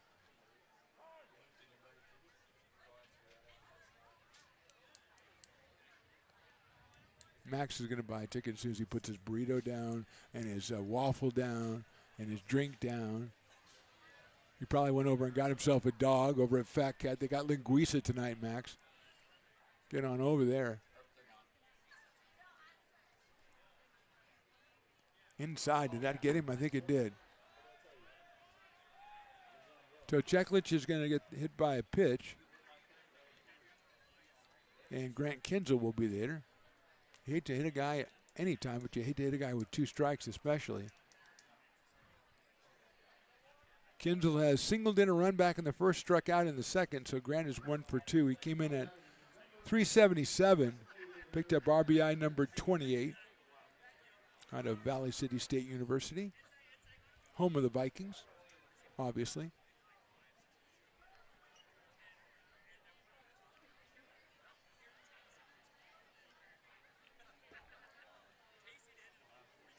Reynolds to the plate, calls strike on the inside corner, 0-1. Angel Mejia, the shortstop for Fresno, in the on-deck circle. Cheklich over at first with a short lead. That's down low. 1-1. Potter with a busy couple of days. Tuesday they were in Healdsburg. They lost to the Prune Packers 3-0. Came back a big win, 14-4 over the Mudcats down in Fairfield. Then took on the Mudcats again last night and won that one 13-5. Hit out in the air toward right field. Going back is McNeilis, and he reaches up and can't make the play. Runner rounding third, he will stop there. It's a double for Grant Kinzel, and the A's are in business with runners at second and third and just 1 out. McNeilis ran that one all the way down in right center, reached up and tried to catch it against the fence, couldn't make the play. Cheklich had to wait and see if he made the catch before he could take off, so he was only able to make it to third, where he sits right now, and Grant Kinzel is out at second. And Angel Mejia, who has walked and flied to center, will be the hitter. That one just kept carrying off the bat of Grant Kinzel. I thought it would be a fairly easy routine play, but obviously it turned out to be anything but. High fastball, 1-0. McReynolds at 88 miles an hour with that fastball to Mejia. Brady White in the on-deck circle. A's lead at 2-1. We're in the fifth.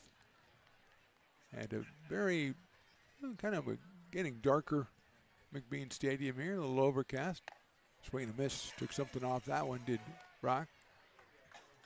1 ball and 1 strike. Brock McReynolds wearing number 19 for the Potters in their home white uniforms, all white with the black socks. For a really nice crowd out here, over 1,100 on a Friday night, a tie-dye Friday night. Took something off that, but it was too high. First 500 coming through the gate, got the tie-dye baseball. And just out here and enjoying some baseball. Curtis the beer man walking around. Who minds the beer store when Curtis is moving around? That's what I want to know. Carmen, oh, that's right. Carmen takes care of it, of course. That's outside. That's a great play by Belding to keep the runner at third base. But it's now 3 balls and 1 strike on Mejia. Yeah, Piper's race today in the second inning. I might have broken the record for most, but it was way over 30 it looked like out there. Just kids running around.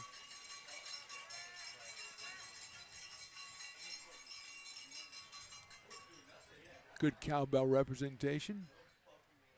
3-1 pitch, inside corner, 3-2.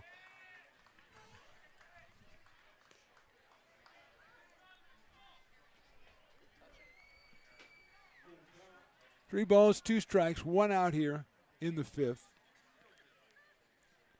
Jeklich at third and Grant Kinzel out at second for the Fresno A's.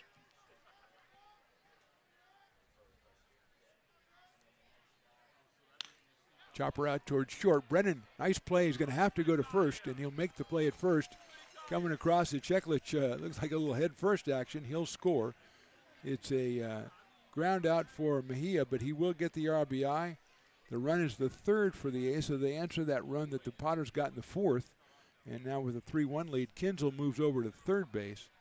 Brennan was playing in, but the ball was just a little bit too far to his left for him to definitely come home. So I think he did the right thing, took the better play, and got Mejia at first base. And Brady White is the hitter. He was struck out and grounded to second.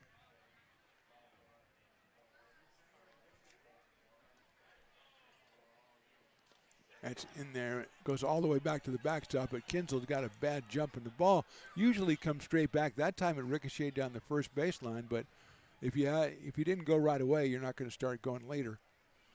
And the Kinzel stays at third base. Ball 1 on Brady White.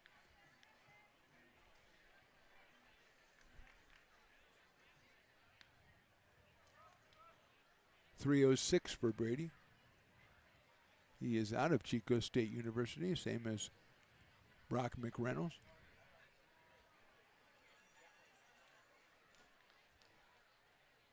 Inside, barely misses Brady White.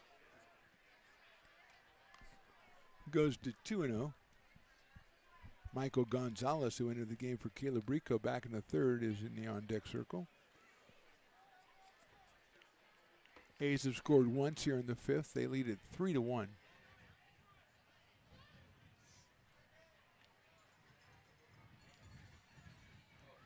Sails away, and that one's getting away, and Kinzel's going to score on that one. A wild pitch will allow Kinzel to score from third to second run of the inning.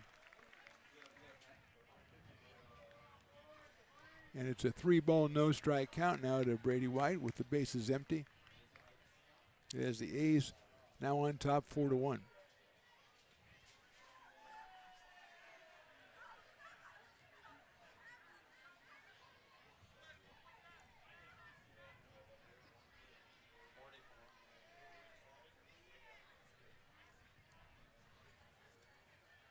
That's in the dirt, ball 4.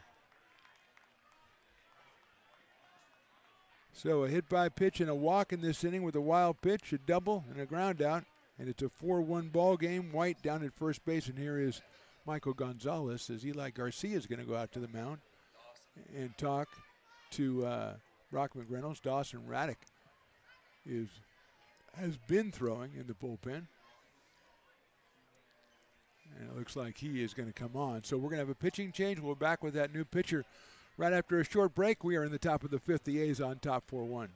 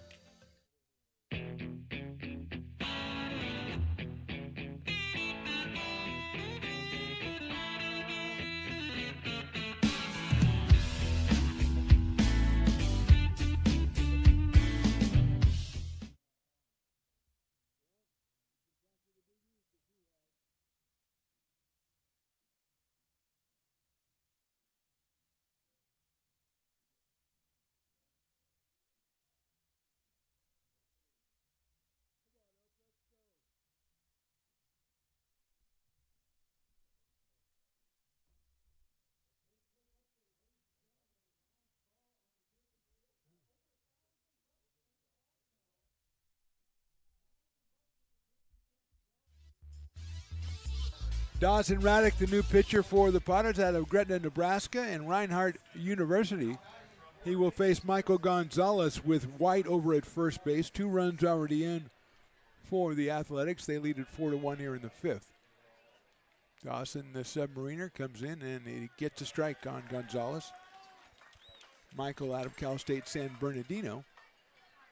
He came on for Caleb Rico, and Caleb took a big swing and actually pulled a muscle or something, had to be helped off the field. Hopefully he is all right. And Gonzalez came in, finished the at-bat, and now is in the lineup, and he hits that one out to center field. Matson gives a little bit of ground. He has room and makes the catch. So Raddick comes in and gets the out, but the A's score twice. We're in the bottom of the fifth. The A's are on top 4-1. Hey, baseball fans, you may have noticed our scoreboard goes out from time to time. You can help us get a new one. Give $20 and get a chance at winning 2 tickets to some of the region's biggest events, like the Outlaw Festival with Willie Nelson, Bob Dylan, and John Mellencamp, a Sacramento Kings game, or Ringling Brothers Circus. All proceeds benefit the Big Swing Capital Campaign. You can buy now at friendsofmcbean.org. Hey everyone, this is Alex with the Downtown Lincoln Association. We're super excited to kick off Lincoln Loves Local, a new campaign designed to spotlight amazing businesses that make Lincoln so unique. We partnered with Dalila from UN Social Agency to create short, high-quality videos that help boost your visibility and reach right here in the Lincoln community. Each video will be shared on DLA's social media and newsletter, making it easy for locals to discover and support your business. So let's celebrate what makes Lincoln special together. Lincoln provides all the charm of a small town, yet still provides access to excellent local medical care. At Lincoln Urgent Care, you can find expert services and a compassionate staff available 7 days a week. A friendly front desk staff will welcome you when you come into our brand new facility. Your wait time will be minimal at our walk-in clinic, unlike the emergency room. From broken bones and lacerations to allergies, flu shots, and illnesses, we treat a variety of urgent medical conditions. What sets us apart is not just our central location in Lincoln, but the convenience of our extended hours, including weekends. We've become Lincoln's first choice for urgent care because we treat patients of all ages for a variety of conditions and take most insurances. We're proud to be an approved provider for veterans and welcome in our military patients. From our family to yours, we're here. We are in the bottom of inning number 5 is Ryan Jackson, and then Mace Matson and Carson Moore against Cooper King, who's gone through the first 4 innings with just 1 hit allowed. He's hit a batter, walked 2, and struck out 7, and the first delivery is outside. 1-0 on Jackson, who struck out back in the third. Ryan at 308 on the summer. with a home run, and he's driven in 14 runs for the Potters. That's down low, 2-0. Still no Buddy up and throwing for the Athletics, as Cooper right in the 65 to 70 pitch range right now through 4 innings. Delivers a strike to Jackson. He is masterful at changing the speeds from 75 to about 88 or 89. And he's kept the Potters off balance so far with just the 1 hit. Jackson dribbles that out to second. Gonzalez makes the running pickup, throws to first. I don't think he got him. He didn't.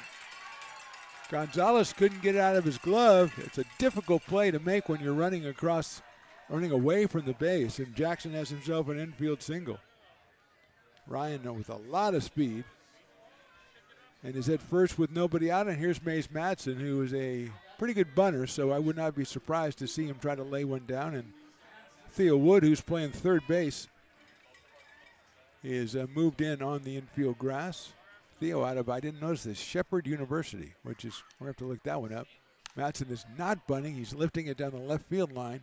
Foul territory, running try over there, and it's on the grassy knoll, so it's no balls and 1 strike on Mays Madsen, who came in at 273, was hit by a pitch in the first inning, grounded to second in the third. So Mays 0 for 1.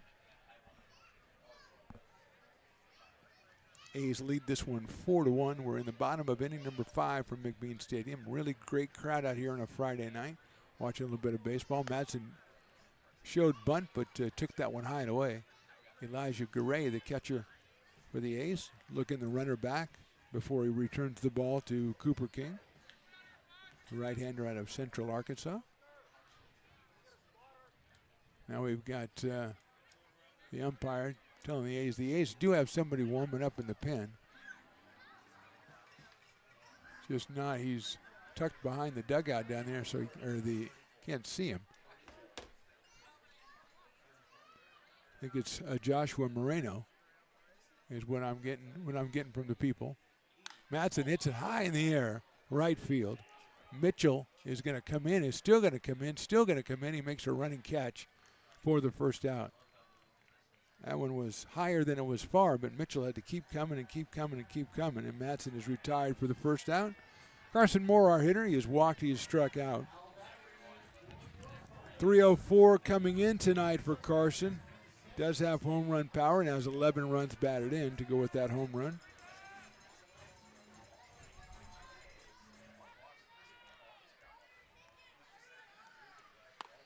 Check swing, it's in there for a strike, 0-1. Shout out to Chris doing the broadcasting for the Fresno A's down in front of us here. Taking what is normally the best seat in the house, but he's got a computer, a couple of cameras. He's got a lot of stuff there he needs to work with. That one gets in there for strike 2. Had a little talk with him before the game, a little chat. He's a very fine fellow. Getting involved, he just wants to be involved in baseball. And broadcasting for the A's is the way you can do it right now. 0-2 to Carson. Brings and fouls it off, spoils it. Hits it perilously close to our camera, so hopefully he will not duplicate that effort. Stays 0-2 on Carson Moore out of Cameron Park. He takes ball 1-2. Ty McGraw on deck. Ty with a strikeout and a hit to a fielder's choice in his 2 at-bats.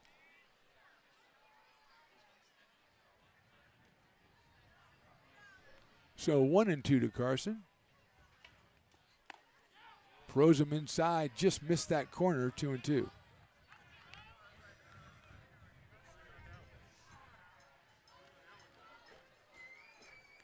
Ryan Jackson is a threat to go with a lot of speed over there. But King is keeping him pretty close. Slice out of here. 1-2. Plus he has a really quick slide step to the plate.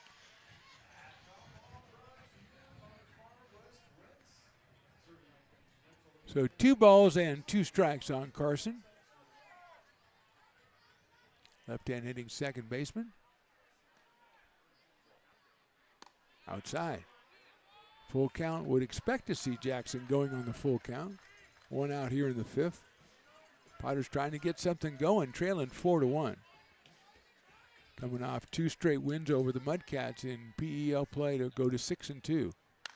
Hit well into left center field, giving chase and making the catch is actually the left fielder. That's White, who came over. The ball with the left-handed swing was slicing his way, and White came over and made the play for the second out. I like that. Could be trouble for a second. Held up for White to come over. That's Brady White in left field. Here's Ty McGraw, who said 0 for 2 so far, 3 for 10 since he's joined the Potters again after a great season last year. Ty does have a pair of home runs in those 3 hits and has driven in 5 runs. Had a 3 RBI night last night against the Mudcats. That's a nice pitch on the inside corner, but it missed the inside corner, so makes it ball 1. 1 ball, no strikes.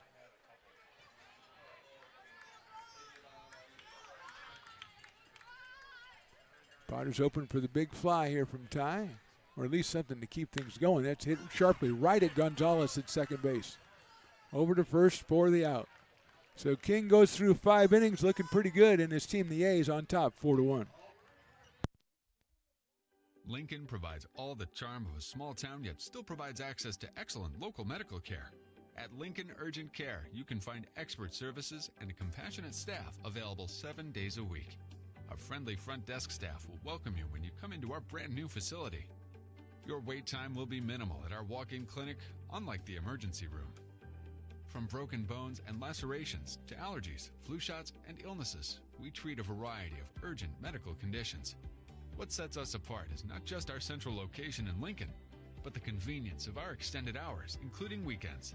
We've become Lincoln's first choice for urgent care because we treat patients of all ages for a variety of conditions and take most insurances. We're proud to be an approved provider for veterans and welcome Potters fans want to keep restoring and renovating historic McBean Stadium? Now you can become a member of Friends of McBean. Annual membership start at $50. Become a member now at friendsofmcbean.org. This job is the Esplanade at Turkey Creek phases 4 and 5. Our scope of work for this project is full scope, so we've got all the underground, all the joint trench, and all the top side included with it. We're putting in sewer pipe, manholes. We're not doing services yet. We go through and do all the main line, and then we come back and do all the services after that. I would say this project right here, the one we're working on, is probably about a 2-month project. It's very costly to the developer, so beating the schedule is very important, more important than most projects. It's got a lot of groundwater, so we've got an extensive groundwater pump system in place. It's just cool to be a part of the built environment and know that for the next 100 years that people are going to use and enjoy what we've created here today.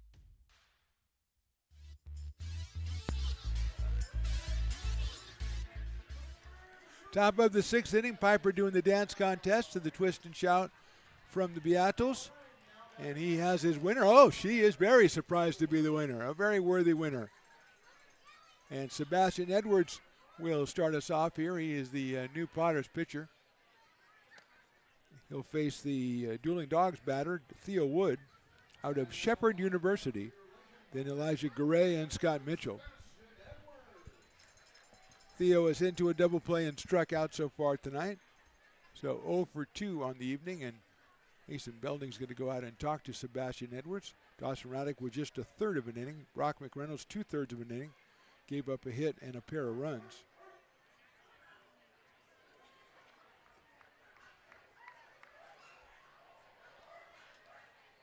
So it is 1 ball and no strikes.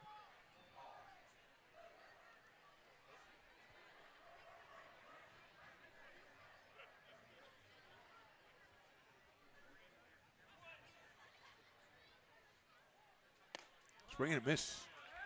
1-1. 1/3 of the way there for the thirsty Potter fans. They already had one Dueling Dog strikeout tonight. They also had the Farmers' 5th inning with the great catch by Mays Madsen in center field. So they've had some specials already tonight. That is inside. Just missed. 2-1.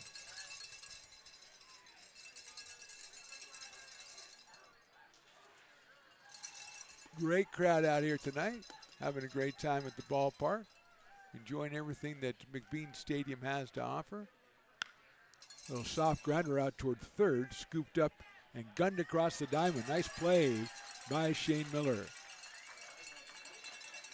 So not a strikeout, but an out nonetheless, as it goes Miller to Dobson for the first out here in the sixth, and Elijah Gray, the catcher, will be the hitter. A couple of strikeouts for Elijah so far tonight. 0 for 2.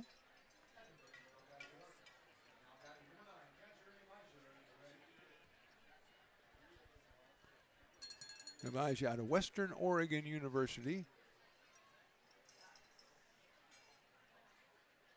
Swings and misses at that one from Edwards. Big right-hander out of Lincoln, California, and the University of Central Arkansas. The same, well, actually, it's not the same because Cooper King is from Central Arkansas University, and Sebastian's from the University of Central Arkansas. Do you think that's the same place, Evan, or do you think we got a clerical problem here? I don't know. It's very close. Very coincidental there. Gray waits. Edwards delivers inside corner, call strike 2, and Elijah does not agree. And he will walk around for a second just to show that he does not agree. And it, unfortunately for him, won't do him any good as far as the count is concerned. It'll still be the same.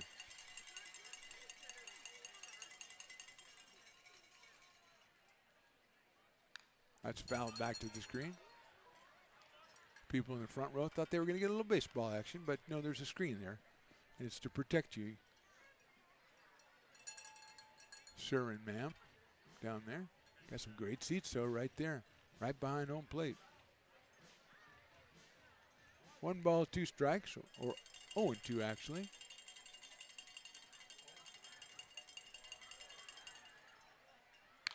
Hit sharply in the hole. Backhanded by Brennan. Long throw. He makes it perfectly.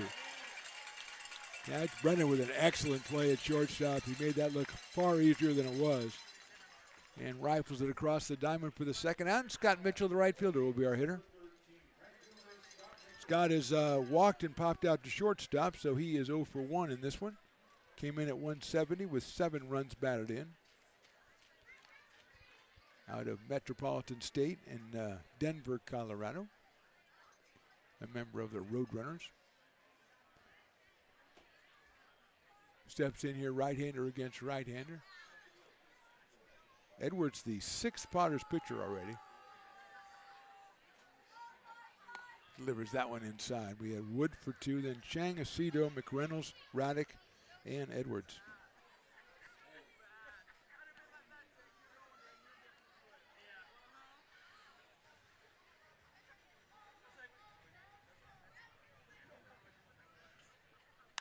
That's lined into right field. That could drop for a hit, and it will. Picked up out there by McNeilis. He'll get it in quickly, but it's a solid single for Scott Mitchell. 4th hit of the night for the Athletics, and he'll turn it over to Robbie Papel, who was walked, singled, and flied to center. And that fly to center was the one that Mays Madsen made the great catch on. So Robbie out of Regis University came in at 278, but like I say, he's got the walk. He's hit the ball well twice, and he's up here with 2 outs and 1 on. Mason Belding behind the plate for the Potters, as perhaps the A's are finding themselves in a situation they want to send a runner. Get him in scoring position for Papel.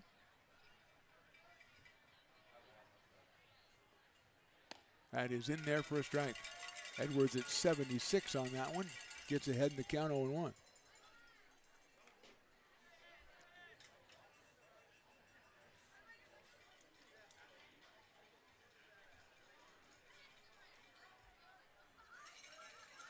Oh and 1 to the A's center fielder. Inside, barely misses him. 1 ball and 1 strike. Ned Cheklich, the first baseman, on deck. He's had a walk, a hit batter, and a strikeout. So yet to put the ball in play, but he's been on base twice and scored 2 runs.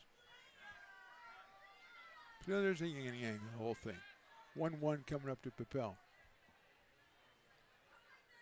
Swing and a miss. Edwards pulled the string down to 69 on that one, so it went slow and got slower. And Robbie was swinging at 77. He got 69, and that is not working. 1-2.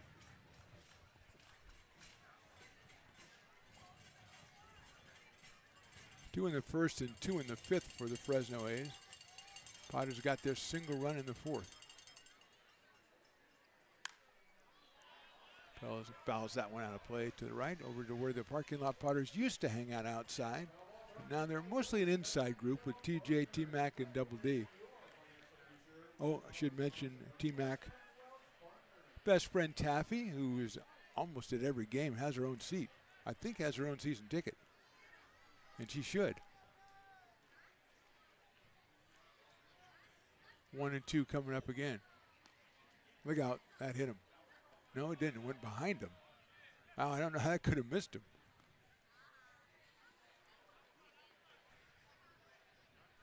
So it's now 2-2.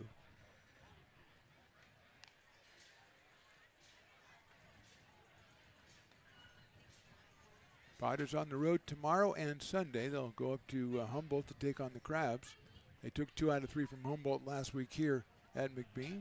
It's a little bit different atmosphere up there. At least that's what Willie always tells me. Bell fouls that one out of play. Those fans get into it. We talked to the manager, and he was talking about the atmosphere there. And those fans just really get into it. Marching bands and stuff, they're crazy up there. So especially on a weekend against the Lincoln Potters, you know it's going to get crazy.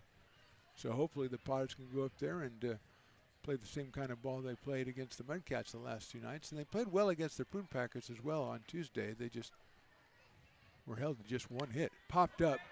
That would probably get out of play, but watch out. That one is up on the tarp right over there to our left.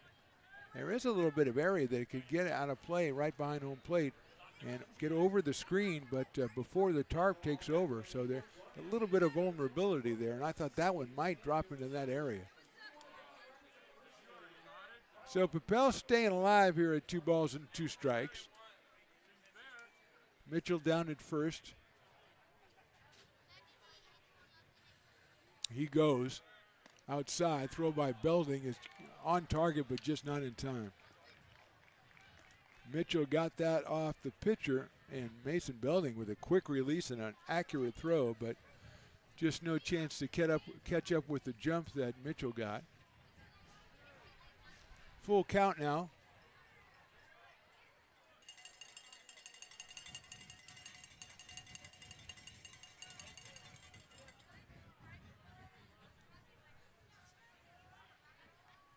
There he goes again. That pitch is inside, and he steals third to Scott Mitchell. Just did not pay any attention to him. Appel gets the base on balls. He's on base for the 3rd time, and it's up to Ned Teklich here, the left-hand hitting first baseman whose walk struck out and been hit by a pitch. So Edwards sails through the first 2 hitters, then he gives up the single to Mitchell. And during the walk to Papel, Mitchell steals 2nd and 3rd. And he's 90 feet away. The A's have already scored 1 run on a wild pitch. That was back in the 5th inning. Teklich at 281 coming in with 3 home runs. There goes the runner from first, and Belding it. He was going to throw, but he drops the ball, so a stolen base right there. So 3 stolen bases in the inning. And put runners on 2nd and 3rd, and now a base hit by Teklich would probably score 2. And it gives the A's a pretty good cushion here in the 6th inning, the way that Cooper King has been pitching. Although we have seen some activity in the bullpen. And that hit him on the hand, I think. You could argue that he swung, but they'll have to ask the umpire, and he said no. Hit him on the hand. And the fans are like, yeah, it looked like he swung to me, and Eli Garcia is going to come out and make the same argument. And all you got to do is ask the dugout is giving it to him from the Fresno A's, and Eli's going to say, ask the field umpire to see if he swung, because if he swung and it hit him, it's a strike. And there's Evan, the cameraman, zeroing it in on the participants in that little discussion, and it's not really a discussion, just ask for help. But I don't think he's going to do that. So Teklich will go down to first base. Second time he's been hit by a pitch. 4 at-bats and hasn't put the ball in play yet, and has been on base 3 times. And it's up to Grant Kinzel, who has a single and a double tonight, and an RBI, and a run scored as well, with the bases loaded. 2 groundouts, then a single, a walk, and a hit by pitch, and that's where we stand here in the top of the 6th. Kinzel 377 on the season. Lines it to left field. It should stay up, and it does. Nice play out there by Ryan Jackson. So a well-hit ball, but it finds the glove of Ryan Jackson. We'll go to the bottom of inning number 6. A's 4, Potters 1.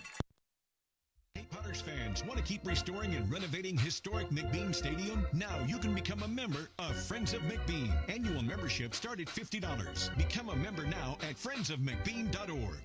When it comes to your home's maintenance and repairs, Jeffers Resource Group has you covered.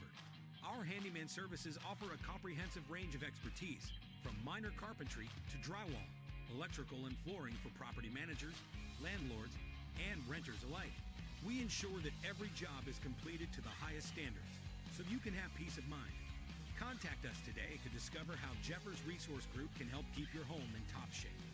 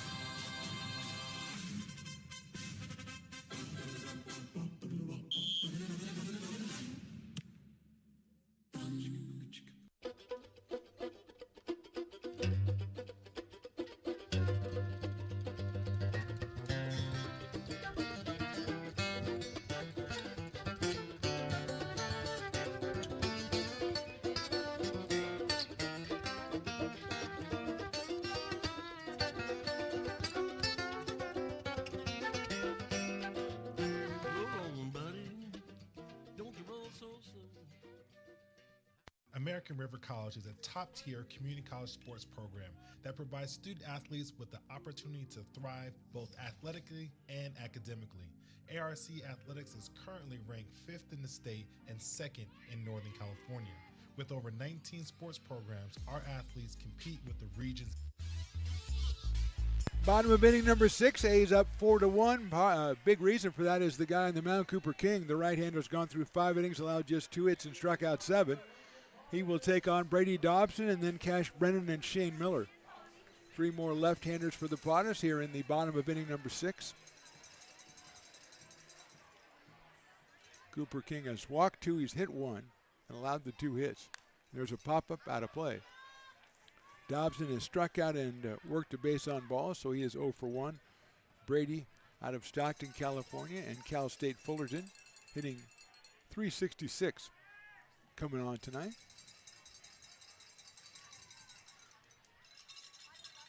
Takes outside. 1 ball and 1 strike.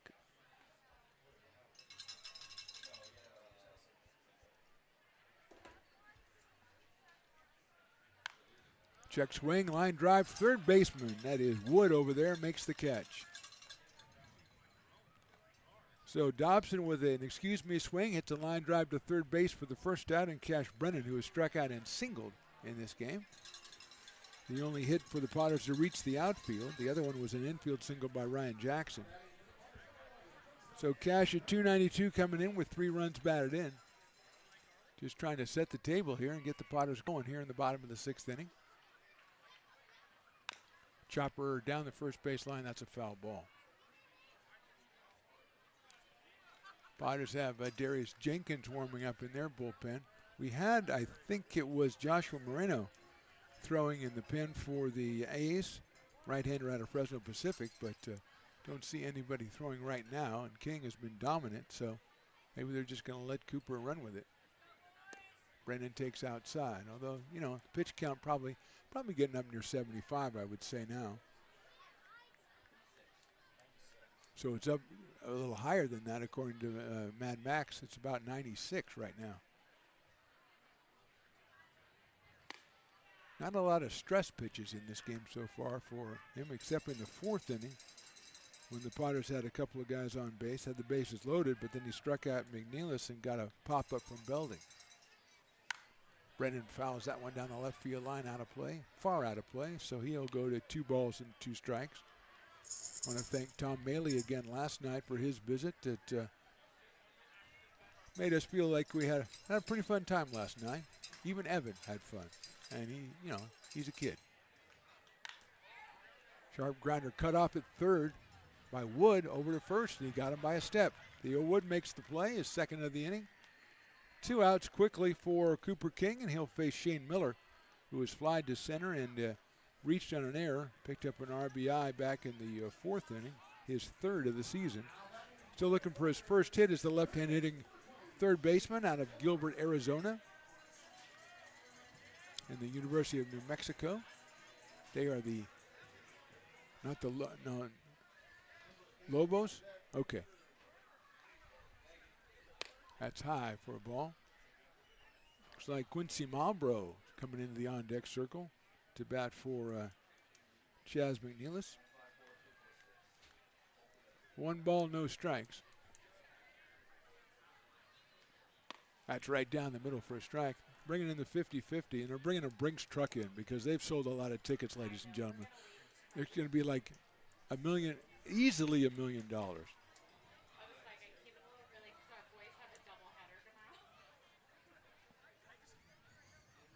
That's lined into left field, a base hit.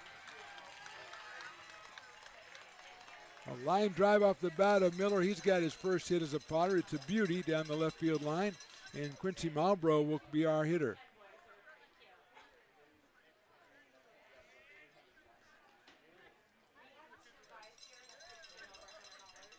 Chaz was 0 for 2 while he was in there. Here's Quincy Malbrough.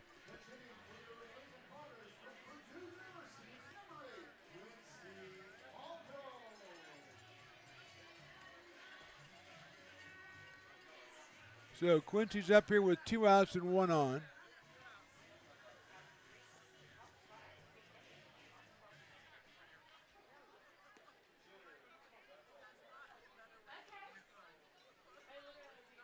Takes a strike. No, takes the ball inside.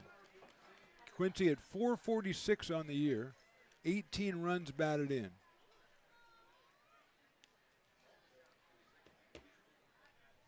He is out of Loomis, California, and Purdue University. Up here with a 1 ball, no strike count. It's it high in the air to left center field. There is room over there. And the catch is made in left field by Brady White. So the Potters get a base runner, but that's about it in the 6th. We'll go to the 7th. They trail it 4-1.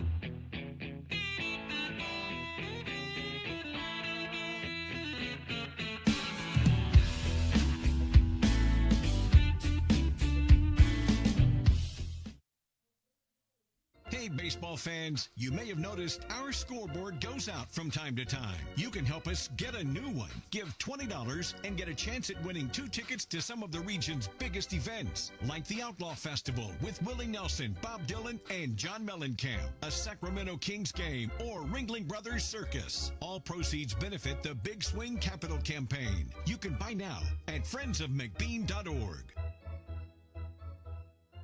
Hey everyone, this is Alex with the Downtown Lincoln Association. We're super excited to kick off Lincoln Loves Local, a new campaign designed to spotlight amazing businesses that make Lincoln so unique.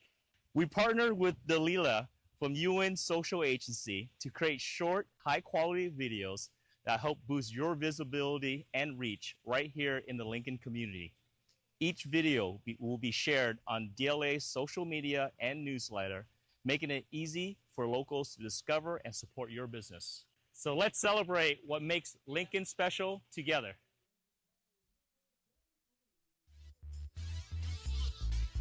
Top of the seventh, Darius Jenkins, the new pitcher for the Potters, trying to set a record for entering the game with the most different numbers on his back. He's 33 this time, and he'll be throwing to a new catcher. That is Ethan Johnson, wearing number 28, as he always does.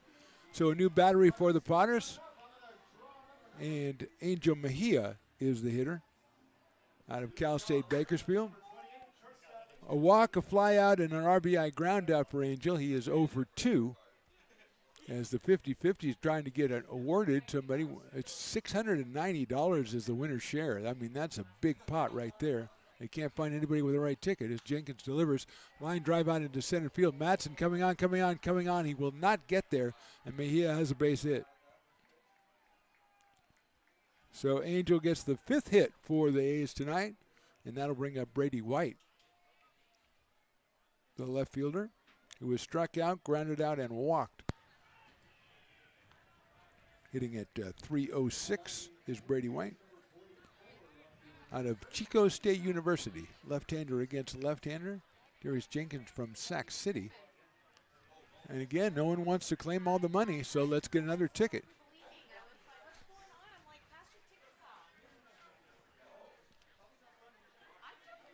Let's see if the A's, we're going to see a bunt here by White, but he lets it go, and it's down low. So good take by Brady White. 1 ball and no strikes.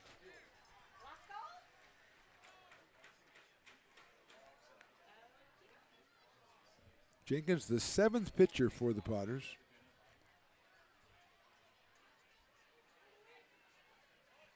His next pitch is ball 2.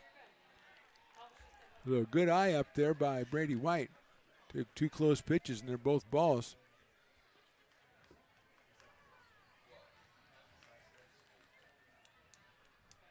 Potters pitchers have only given up the 5 hits, but they have issued, they've issued 7 walks and hit 2 batters. That's no bunt there. He swings away and fouls it back. And the A's again with relief help as Cooper King was great. He must have reached 100 pitches in that last inning, though. So I would think that whether it be Moreno, who we saw earlier, or somebody else, that they would have a new hurler out there in the 7th inning. And the Potters probably could not be happier.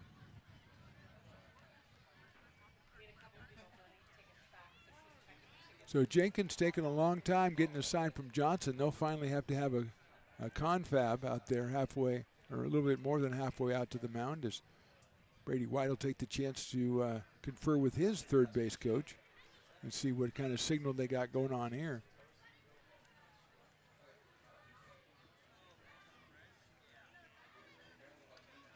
So it's 2 balls and 1 strike.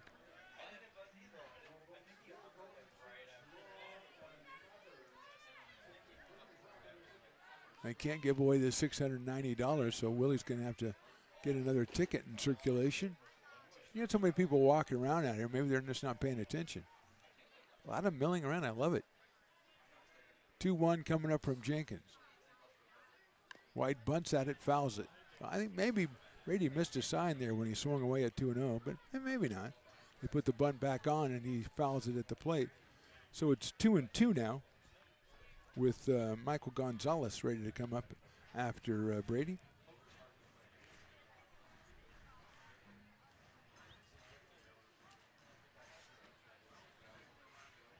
Two balls and 2 strikes. Mejia staying pretty close at first base against the left-hander Jenkins. 2-2 pitch. Outside with the slider, 3-2.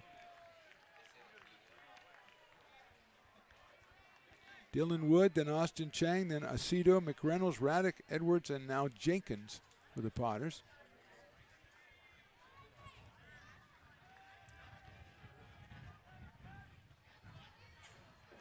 3 balls, 2 strikes. That's lifted foul down the left field line. It should get out of play, and it will on the grassy knoll, the other side of the grassy knoll.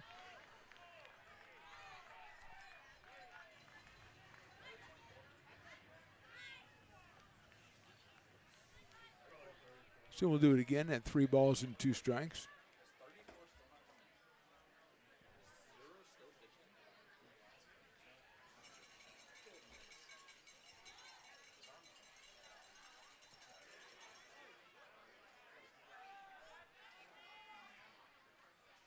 Pass ball down low, ball 4. 10th free pass issued by the Potters via the walk or the hit batter. And with nobody out and 2 on, it'll be Michael Gonzalez, who came on in the 3rd inning to take over Caleb Rico, and wish Caleb all the best. He injured himself swinging at the plate and was helped off the field, so hopefully he is going to be all right. Gonzalez flied out in the 5th and struck out in the 3rd, came on and took over the at-bat from Caleb Rico. It was a 2-ball, 2-strike count, and he struck out, so I don't know if that's charged to Rico or Gonzalez or what. That's outside as Gonzalez showed bunt, and Jenkins is outside with the fastball at 87. 1 ball and no strikes. Theo Wood scheduled next for the Athletics, who lead this one 4-1.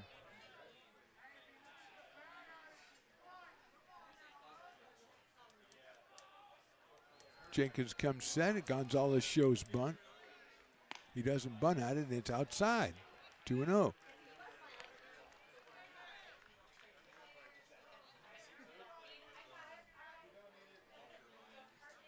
Two balls, no strikes on Michael Gonzalez.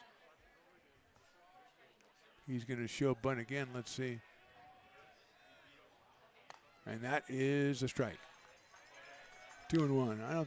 I think he wanted to bunt a strike. I don't think he thought that was a strike. And he looks down at his third base coach to see if the play is still on as called previously, or if plans have changed here. As coming in from first is Dobson, Miller from third.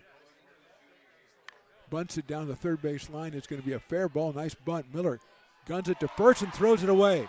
1 run will score as it rolls down into right field, picked up by Marlboro, and their throw to the plate is not going to be in time. They're going to score 2.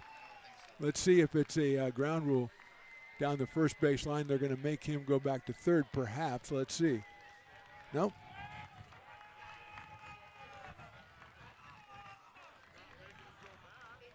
So Miller picked it up, threw it down to first base. Now Eli Garcia, I think, is going to say that ball was a ground rule. So we're going to have Mejia's going to score.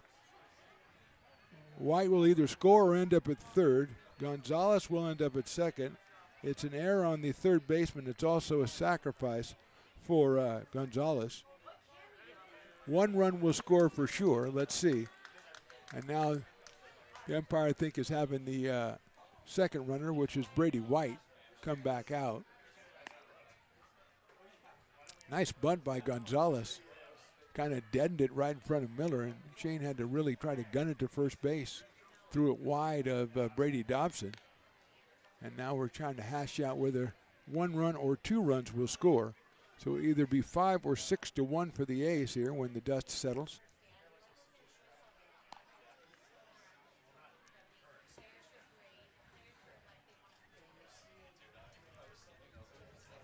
Let's go, ump. Let's get it going. Let's go make a decision, and let's move on. And we are making a decision, and we are moving Mr. White, it looks like, back to third.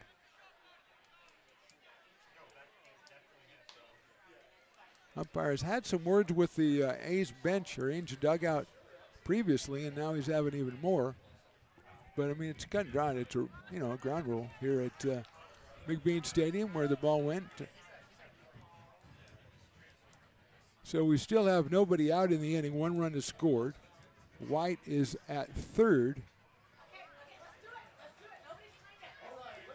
First error for the Potters in the game tonight, and Johnson will talk with Darius Jenkins. And both coaches and everybody on the team is going to come and talk to the next hitter, Theo Wood. Theo out of Shepherd University comes up here with nobody out. And there's a timeout charge to the Fresno A's.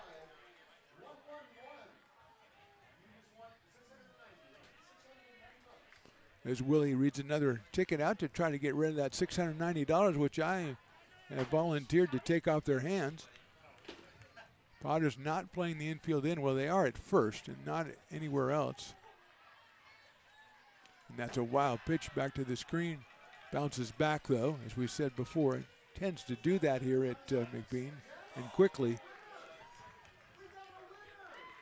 1 ball and no strikes on Theo Wood, who has grounded into a double play, struck out and grounded to third. So he is 0 for 3 in this one.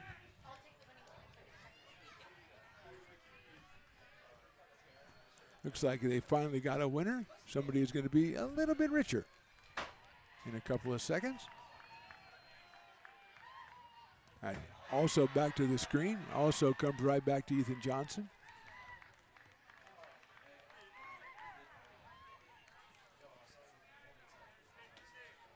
Two balls and no strikes. Still nobody out here in the 7th.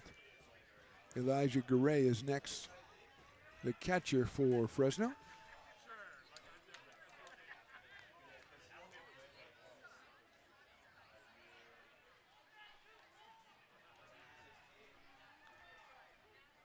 Misses outside with that one, so it's 3-0.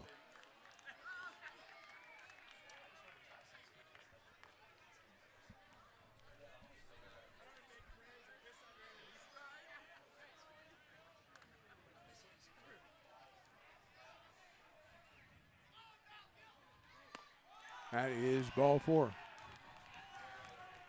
Second walk of the inning, loads the bases with nobody out. It brings up Elijah Garay, the catcher.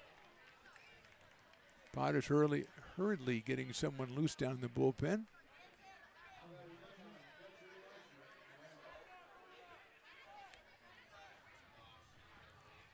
So Elijah has struck out twice and grounded to shortstop.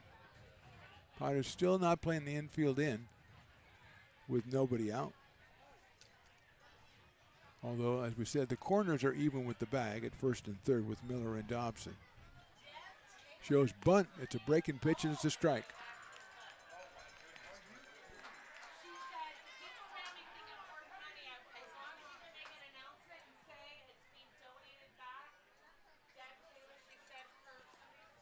Oh and 1. Breaking ball misses 1-1.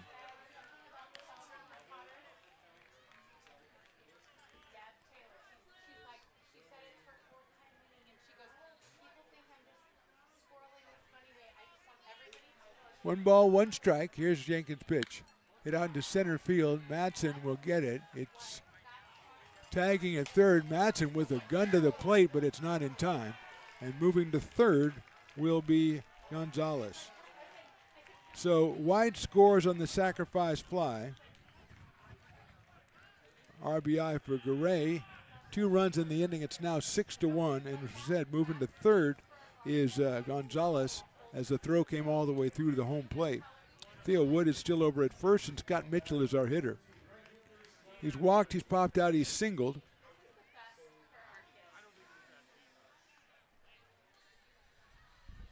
We do have one out here in the 7th. That's outside.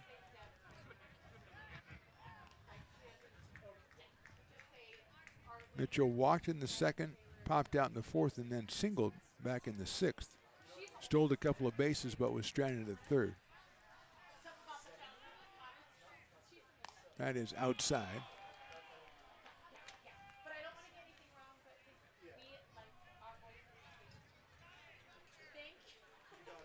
Two balls, no strikes. I can only hear a little bit, but the 50-50 sounds very convoluted. I think the person who won donated it back to the FC. I think. I'm not sure. It was a very long story. Bunts it, and that is going to score a run. They'll have to go to first.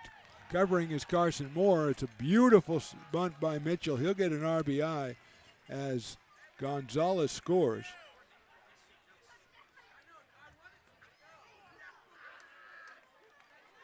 So with 2 outs, and now at second base is Theo Wood. So great play by Scott Mitchell, a perfect bunt, and Gonzalez came in to score.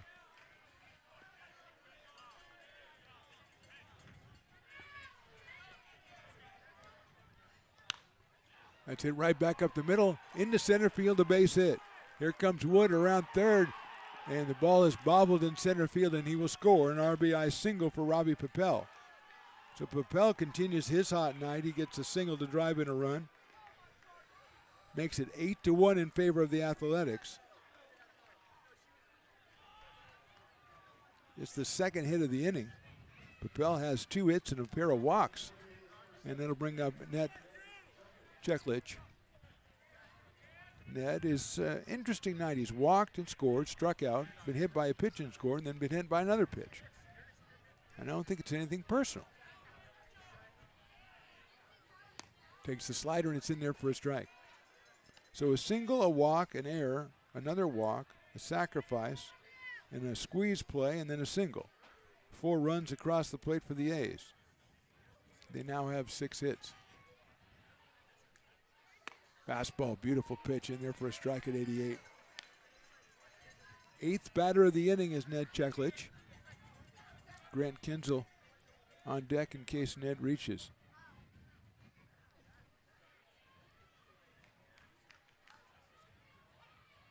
Outside, nice play by Ethan Johnson.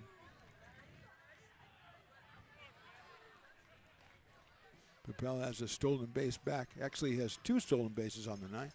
So a little bit surprised he hasn't taken off here.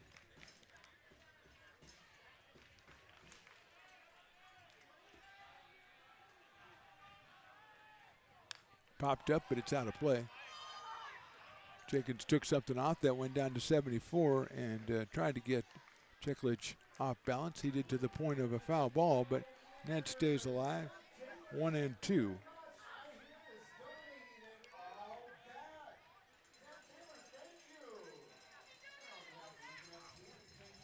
So it is true the entire 690 was donated back to the club. At breaking balls in there, strike 3. But the A's score 4 in the 7th. We go to the bottom of the 7th. Potter fans are stretching, a little concerned. They're down 8-1.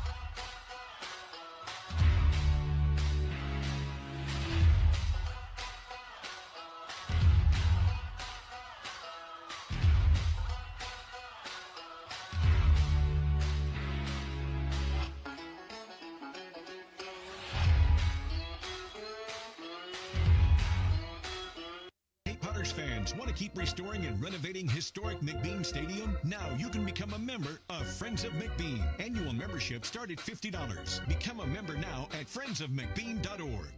When it comes to your home's maintenance and repairs, Jeffers Resource Group has you covered.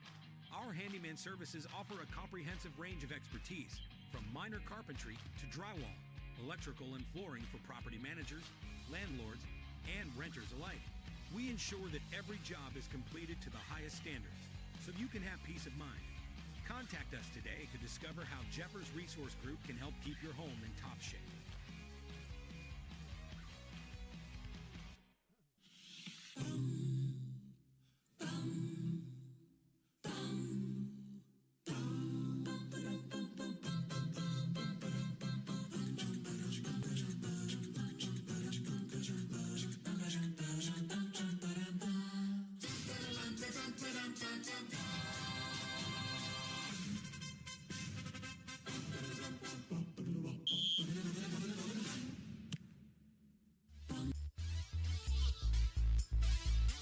Bottom of the 7th inning, Potter's trailing this one 8-1. Joshua Moreno is the new pitcher for the Fresno Athletics. He is a right-hander out of Fresno Pacific. He will take over for Cooper King, who was tremendous tonight.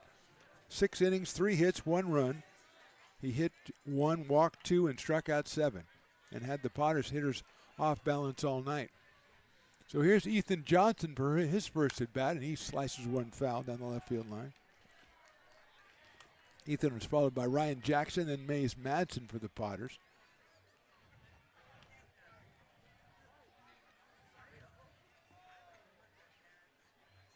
Ethan out of San Jose, California, hitting at .325 with a home run and 7 runs batted in. Hits one well to right field. Moving back is Mitchell, and he will make the catch, run away from home plate for the first out. Johnson hit it well, but not well enough, as Mitchell is right there for the first out, and Ryan Jackson, the Potters left fielder tonight, who has struck out and had an infield single, will be the hitter. Out of El Cajon, California, Mr. Ryan Jackson and San Diego State University.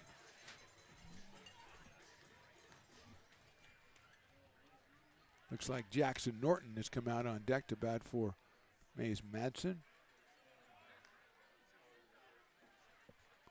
Check swing by Jackson is too low.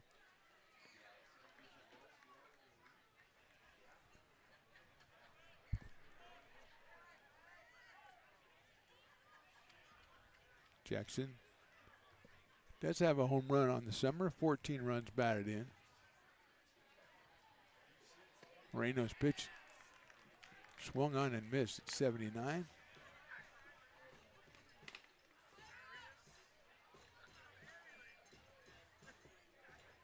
One ball and 1 strike on RJ. Great crowd out here tonight, over 1,100. Witnessing this one, unfortunately, on the short end of the stick are the Potters, as the A's, behind King, lead this one 8-1. A's only have 6 hits on their own, but the Potters have issued 10 free passes. Actually make that 11 free passes.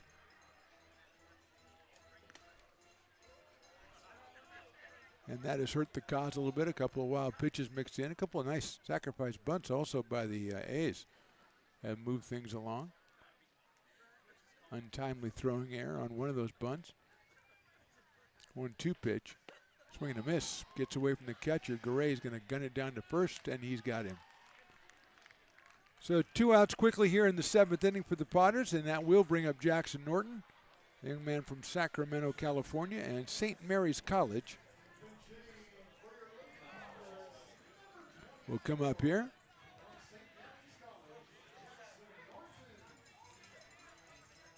Jackson is limited to opportunities lately, batting .353 with 2 home runs and 11 runs batted in, 11 runs scored as well. He is 12 for 34 on the season. So pretty good summer so far for Jackson Norton.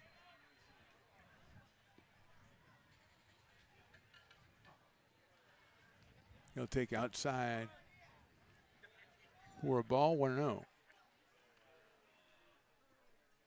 Looks like Perrin Bland is getting ready to take over for Carson Moore. Perrin in the on-deck circle.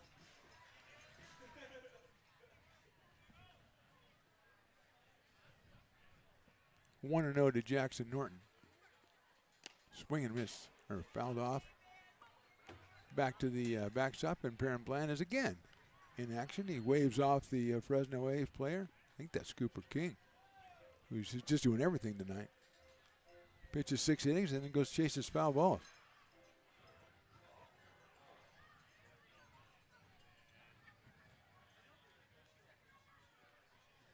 Moreno taking his time, gets his sign.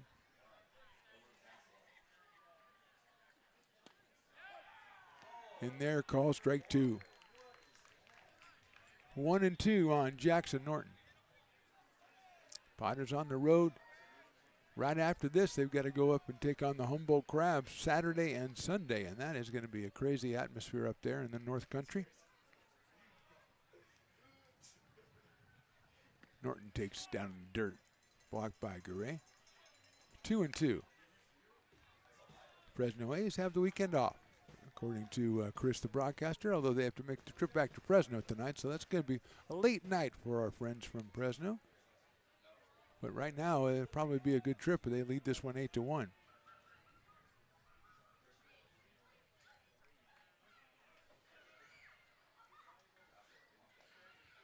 Check swing, did he go? Yes, he did. So Moreno comes in and continues the tradition that King started. 1, 2, 3 with a couple of strikeouts. We'll go to the 8th. A's on top, 8-1.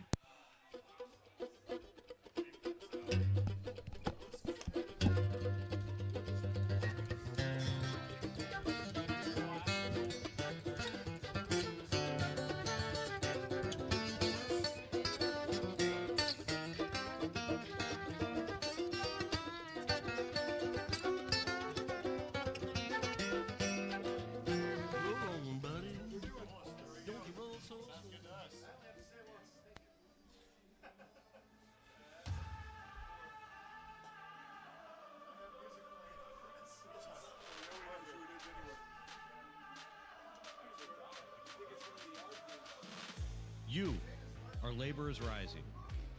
And now you understand where we came from, what solidarity means, and what we have ahead of us. No one's going to defend us but us. No one's going to help construction workers except us. And I can't wait to see you out there.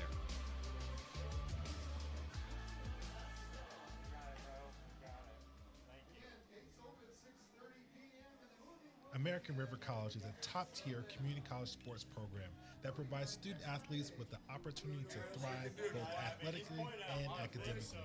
ARC Athletics is currently ranked 5th in the state and 2nd in Northern California. With over 19 sports programs, our athletes compete with the region's best athletes. Our diverse and dedicated coaching staff helps athletes develop the skills necessary to compete at the next level. Start your community college athletics journey with us. American River College, Sacramento's best athletic program. Go Beavers.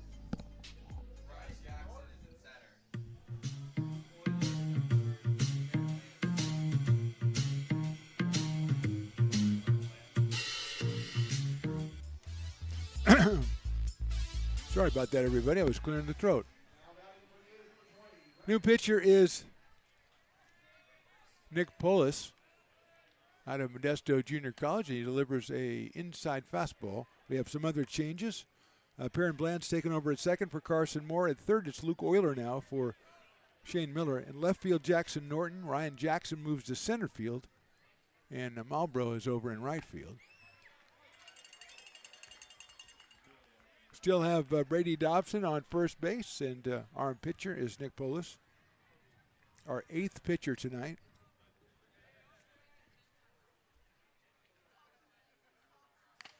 That's fouled off.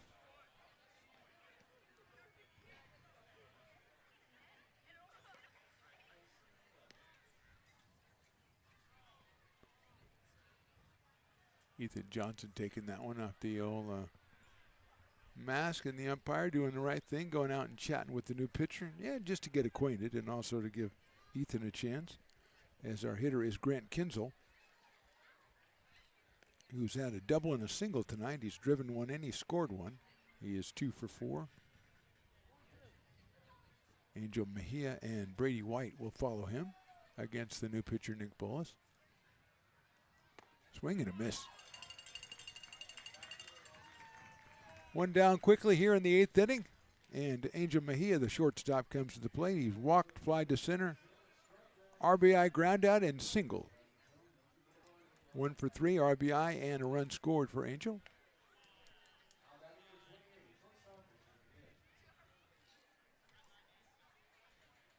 Seeing if the Potters are warming anybody else up. We've got to go for 9 pitchers in 9 innings. I mean, you got to do it. You got fans out here want to see 9 pitchers in 9 innings. That's what they came for. Hit sharply out to shortstop. Brennan whips it to first base, scooped up by Brady Dobson. So there's quickly 2 outs in the Nick Polis inning here. Mejia retired 6-3, and here is Brady White. Left fielder is struck out, grounded out, walked, and walked. He is 0 for 2, has scored a run. Came in at 306 with 9 RBIs. Left-hand hitting left fielder against Nick Polis.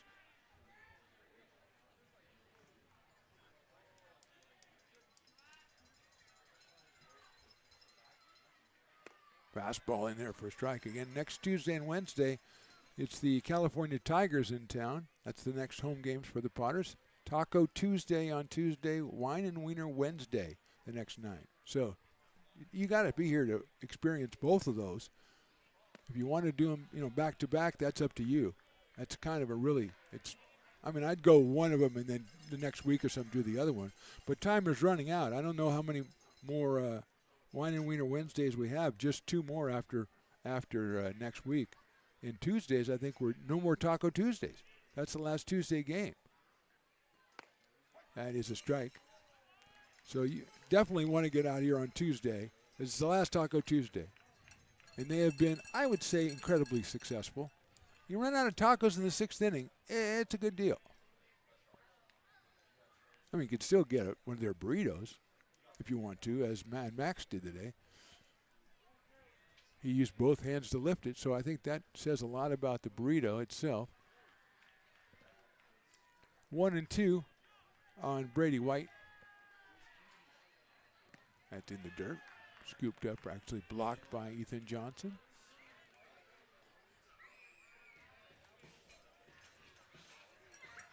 So we'll do it again, this time at 2 balls and 2 strikes. On a fine evening, turned a little bit brisk out here, a little bit. Broke out the Potters, little coverall here. A little long sleeve action. Misses outside with the fastball at 91, and it goes to 3-2. White with a couple of walks, trying to get a third here. Well, I'm sure we'd prefer to get a base hit. I mean, come on.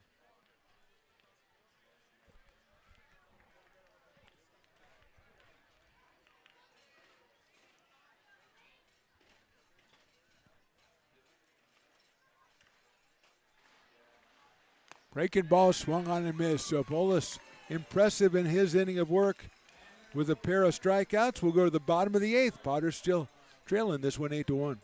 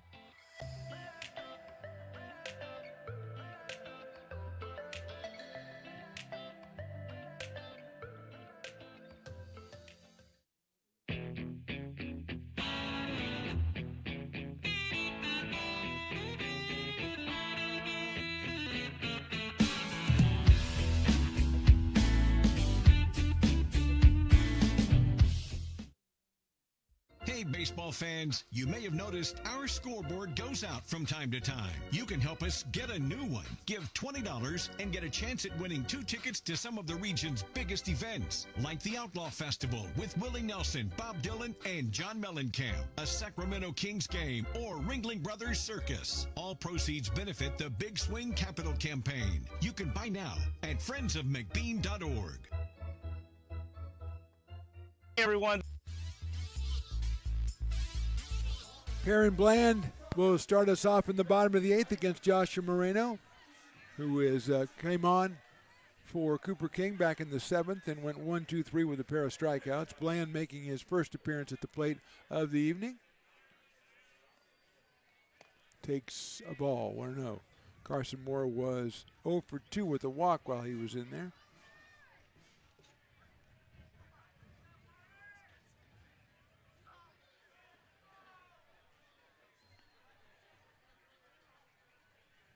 Bland swings and misses. pairing at .448 on the year, 3 home runs, and 22 runs batted in, 20 runs scored, and 11 stolen bases. That's all in 17 games for the young man out of Meridian, Mississippi.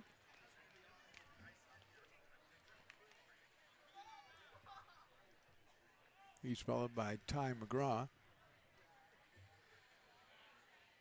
Marino delivers, hit sharply, but just foul down the third baseline. Theo Wood down there kind of guarding against the double, so he was close to the line. But Bland now 1 ball and 2 strikes.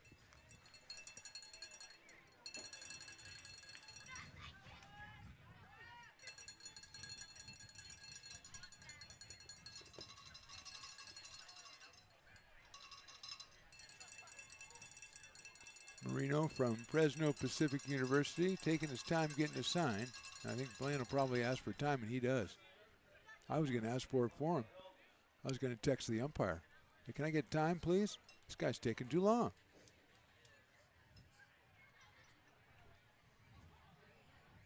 So we'll try it again.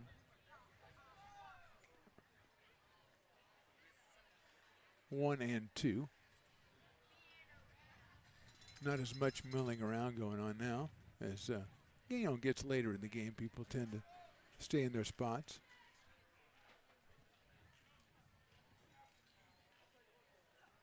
Fastball, call strike 3. So Marino gets his 3rd strikeout, 10th strikeout for the Athletics pitchers in this one. And he'll bring up Ty McGraw.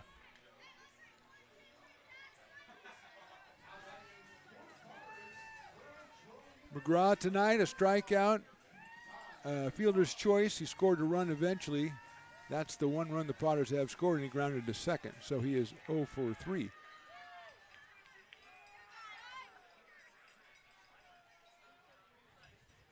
That one sails outside. 1 ball and no strikes. Ty came in with 2 home runs and 5 runs batted in. He's now 3 for 11 in limited action since returning to the ball club. I believe the first game was Tuesday against Healdsburg. Takes that one down low, and it's 2-0.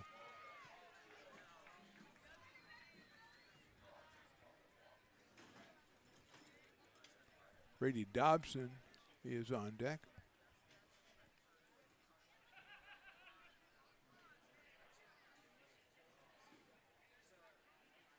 That one is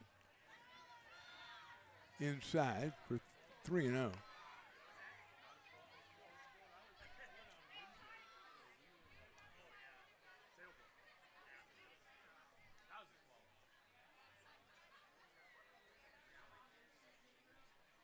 Three balls, no strikes to Ty McGraw. That one is in there, 3-1. Right at 85 from Marino.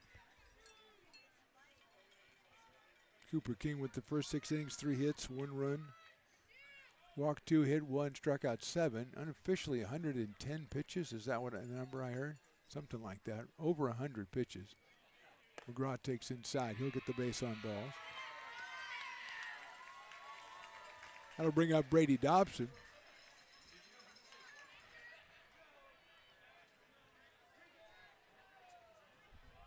Brady has struck out, walked, and lined out to third base on a check swing. That was back in the 6th inning.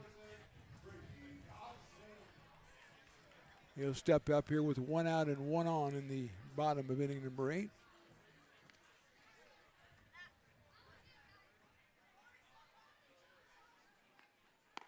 The fastball's in there for a strike at 85 for Moreno. There is activity in the pen for the Athletics. Looks like another right-hander down there. Potters looks quiet. That's fouled off so quickly. Brady is down in the count 0-2. Comes to us from Lincoln High down in Stockton and attends Cal State Fullerton. So he's a Titan. He's a Trojan and he's a Titan. Now he's a Potter. And once you're a Potter, you're a Potter legend. You know. That also applies to some interns. Not all, but some. Just letting you know, Evan. In case you think there's no stakes out here. There's stakes, my friend. Dobson takes a little bit outside and high. 1-2. 2 in the first, 2 in the fifth, and 4 in the seventh for the Fresno A's. Potters with their lone run back in the fourth inning.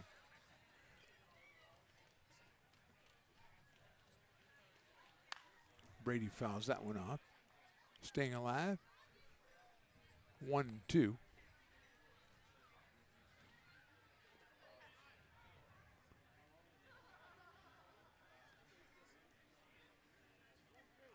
July 4th, of course, is a big fireworks night.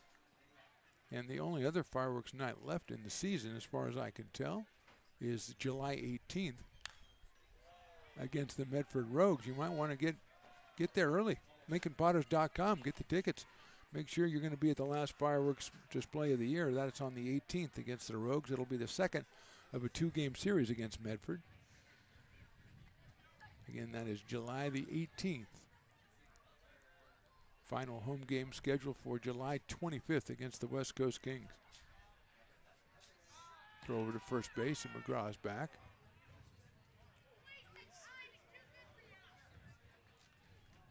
After the 2 games midweek, and we're into July. And the games come fast and furious, starting on after the first on the 4th. Brady pops it up. Second baseman Gonzalez has to come all the way into the mound and makes the catch. He's a sigh of relief, as that was a chore for Michael Gonzalez, but he stayed with it the whole time. And with Dobson popping out, he'll bring up Cash Brennan. Cash is struck out, singled, and grounded to third. Started off at 292. McGraw's still down at first base, but now 2 outs in the inning.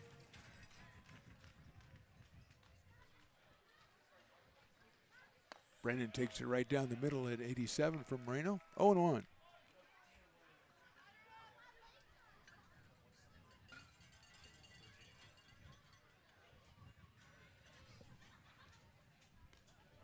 Oh and 1.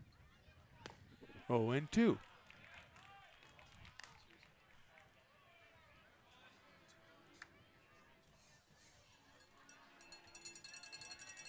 Potters with only 3 hits in this one.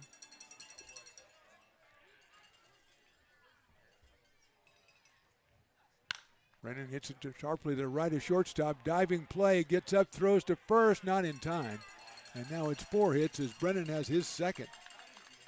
Great play by Mejia at shortstop, but once he went to his knees, went to the ground, with the Brennan speed, you figure it was going to be a tough play. He made it close at first, but the Potters now with runners at first and second and 2 outs.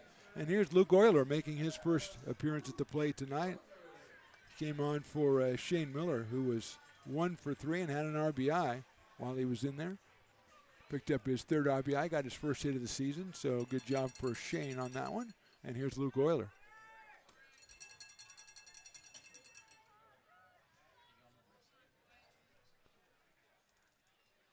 Swing and a miss by Luke. University of Nevada, Reno.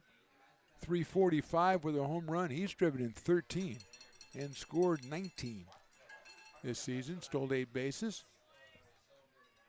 So he's up here with a chance to do something here in the bottom of the 8th inning. To the plate, Moreno down low. Nice block by Garay behind the plate. Potters have only had more than 1 runner on base. This will be the 2nd time. Back in the 4th when they scored. And then this is it as far as having more than 1 runner on base in an inning. Euler takes outside. 2-1. Luke's followed by Quincy Malbrough, who hit for McNeilis back in the 6th inning.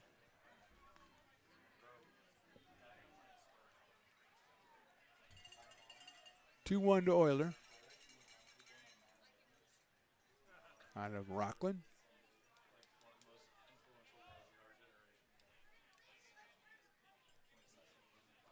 Sails a fastball, 3-1.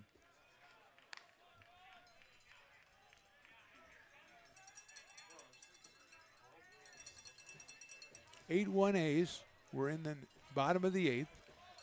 Mark the Phantom Low along with Evan the Engineer bringing it to you. Stones Broadcasting Network, Lincoln Potters Baseball on YouTube. Swing and a miss. Encouraged to see we've had some new subscribers to both of those channels, and urge you to do the same so you don't miss a game. We've got some really exciting action coming up for the rest of the summer season. 3-2 now on Luke Euler. Fouls it out of play. It stays at 3-2. Of course, why would it change? See, that's the kind of insightful commentary you'll get if you subscribe to these channels. So there's no lose for you. It's a win-win. You get the action, you get the commentary. Fastball, call, strike 3. Euler was already halfway, a quarter way down the first base line. He is out on strikes. That is the 4th strikeout for Joshua Moreno. The Padres don't score in the 8th. We're to the 9th. They trail it 8-1.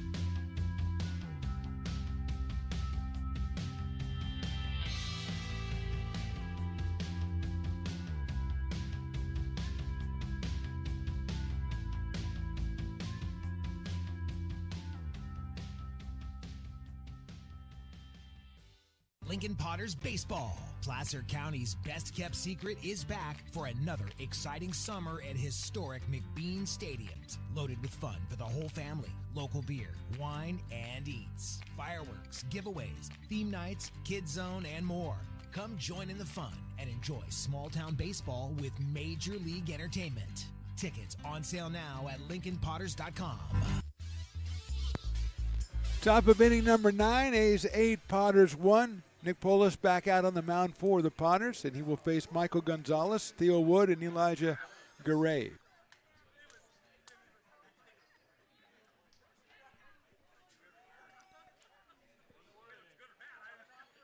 There's a strike. Gonzalez came on in the 3rd inning, struck out, fly to center, and then sacrificed. So he is 0 for 2. Took over for Caleb Rico, who again we hope is okay. He injured himself on a swing and had to be helped off the field. Gonzalez had to come in cold as that breaking ball gets back to the screen. It's 1 ball and 1 strike.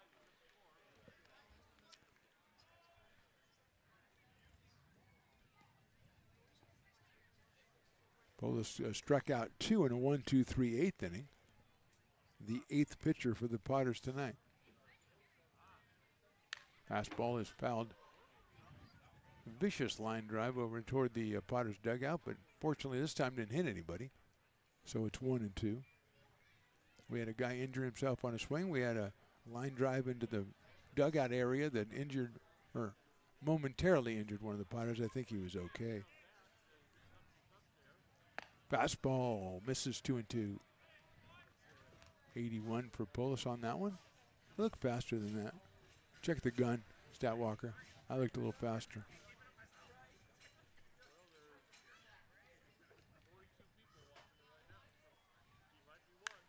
That's fouled off the screen again by Michael Gonzalez. Comes to us from Cal State San Bernardino.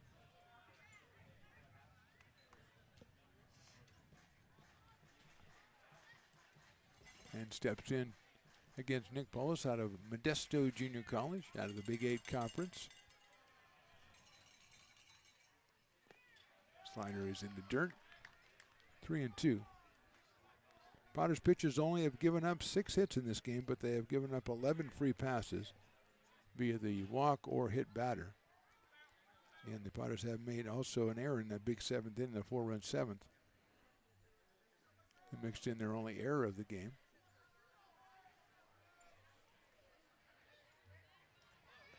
That's in the dirt. He loses in ball 4.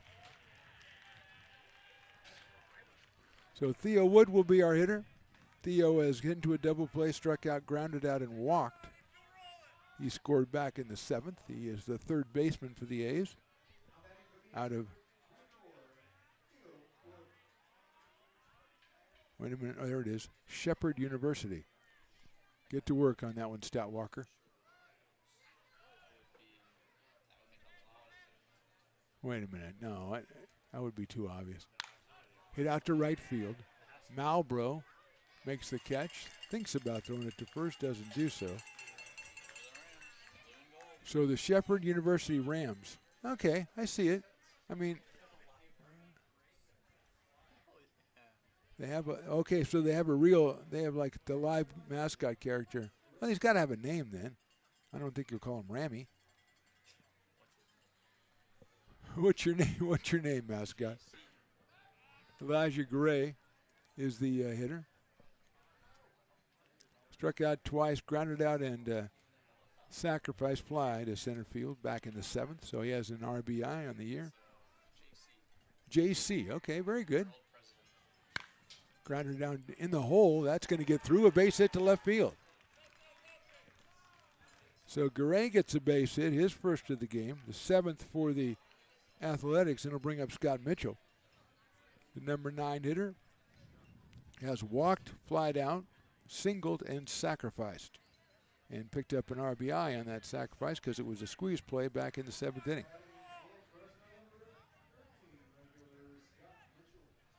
So Scott's up here with runners at first and second, and just one out.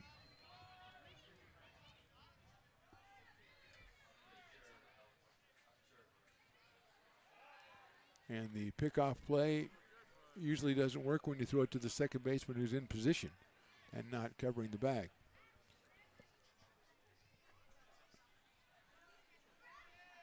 So we'll try that again with Mitchell. Fastball is a beautiful pitch at 89 from Nick Polis, and he's ahead in the count 0-1.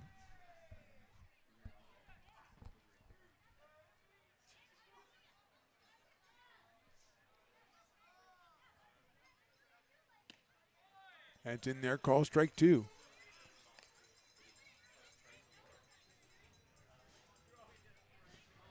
Oh, and 2 on Scott Mitchell. Out in right field tonight for the Fresno A's, who lead this one 8-1. We are in the 9th. Swing and a miss.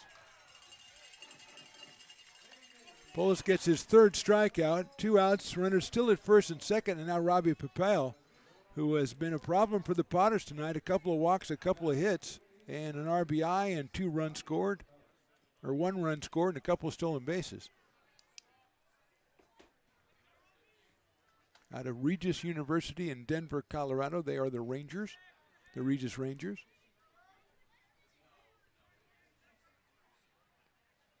Polis delivers down low for a ball, 1-0. Potters in their half of the 9th will go with Quincy Malbro, then Ethan Johnson and Ryan Jackson, 7, 8, and 9. Fastball's too high, 2-0.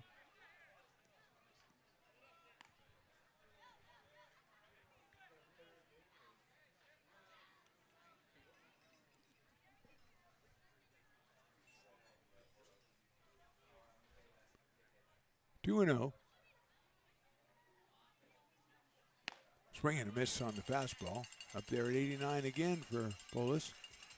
He's ahead He's right in there at 2 balls and 1 strike. Gonzalez at second. Over at first, Elijah Garay.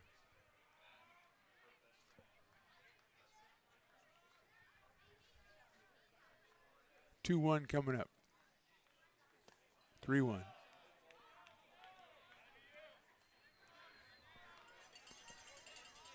Ned Cheklich, the first baseman, waits on deck.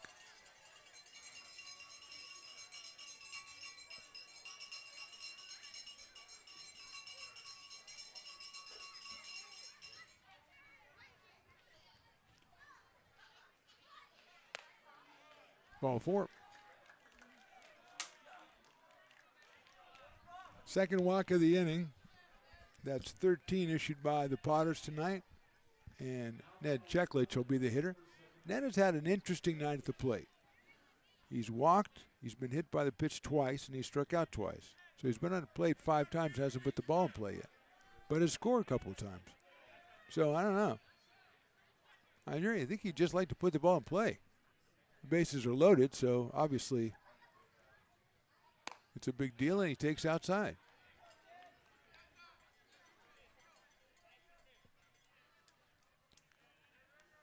Ned out of Mid-America Christian University, the Evangels, or Ev Angels, as I like to call them. That's an odd mascot, I'll just say that. There's in there for a strike. Did their mascot look like an angel? Was it like an angel? Yeah, angelically inclined, perhaps?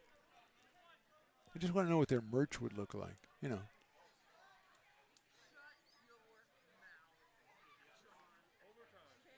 That is call strike 2. Now, if I'm going to start supporting Mid-America Christian University, or as I call it, Maku, I want to know what I'm getting when I send away for the hats. Oh, really? That's crazy. No way. That's nuts. Popped up. Might stay in the field of play. I'm doubting it. Nope. Right by Fat Cat. Probably nobody in line right now. Probably lucky. So Evan has a friend going to Mid-America Christian University. That's weird. I didn't know it existed. Where is it again? Oklahoma City. That's right. You show them. Well, it is Mid-America. Then I got to give them that. And they're Christian because they've got the Evangels or Ev Angels as their mascot. Big red M, you said, huh?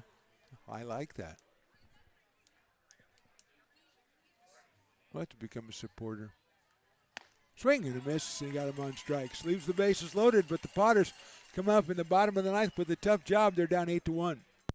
Buy a personalized brick for you, your loved ones, or your business, and show everyone your commitment to Lincoln baseball. Framed and engraved by our own Lincoln High Ag program students, your brick will be featured on unique movable brick walls. Find your name in the stadium entrance for the 2024 and 2025 seasons. Then visit your brick in its permanent home inside the stadium. Bricks can be purchased here for $250. Get it now at friendsofmcbean.org. I'm Bill Spear, North Valley president of 5 Star Bank. In a time when business can feel so uncertain, we're here for you every step of the way. I know they have a lot of bells and whistles within their bank, but just the relationship piece here locally on the business side is huge for us. 5 Star treats us like we're number one. They're right there with suggestions, with help. So I have to bank with people that have our mission in mind. We're 5 Star Bank. How can we help you?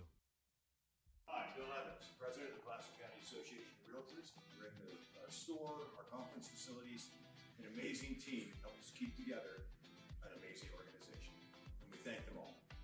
This organization can't do what it does and can't run the way it runs without the help of so many members volunteering their time. The success of the Placer County Association of Realtors is largely dependent on our active volunteer members to help our organization and industry. The work of our committees greatly impacts our ability to champion efforts across the board and giving back to the Placer County community wherever we can. Like all service organizations, I wanted to serve. And getting involved with the affiliate committee was the perfect way to do that. I love being able to serve my community with my business friends and other leaders.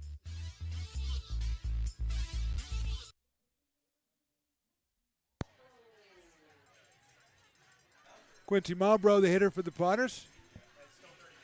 And Joshua Moreno still out on the mound for the Fresno A's as Malbrough takes a ball. Came on in the 6th inning and flied to left. Chaz McNeilis was 0 for 2 while he was in there. Potters with just 4 hits in this ball game.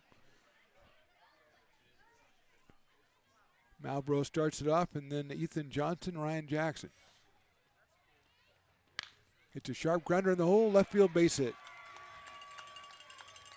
So Quincy has his first hit. He has the Potters' 5th, and that will bring up Ethan Johnson, who came on for Belding in the 7th and flied to right. So Ethan is 0 for 1 so far tonight. Left-handed hitting catcher out of San Jose, California, University of Missouri. So Ethan steps in here.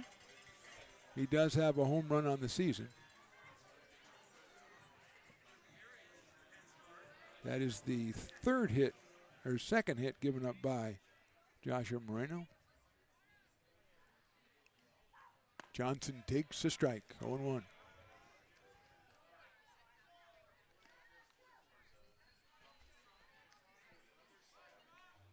Potters in action again tomorrow. They're out up in Humboldt to take on the Crabs tomorrow and Sunday. Down low, Aiden Diome has come out on deck to bat for Ryan Jackson.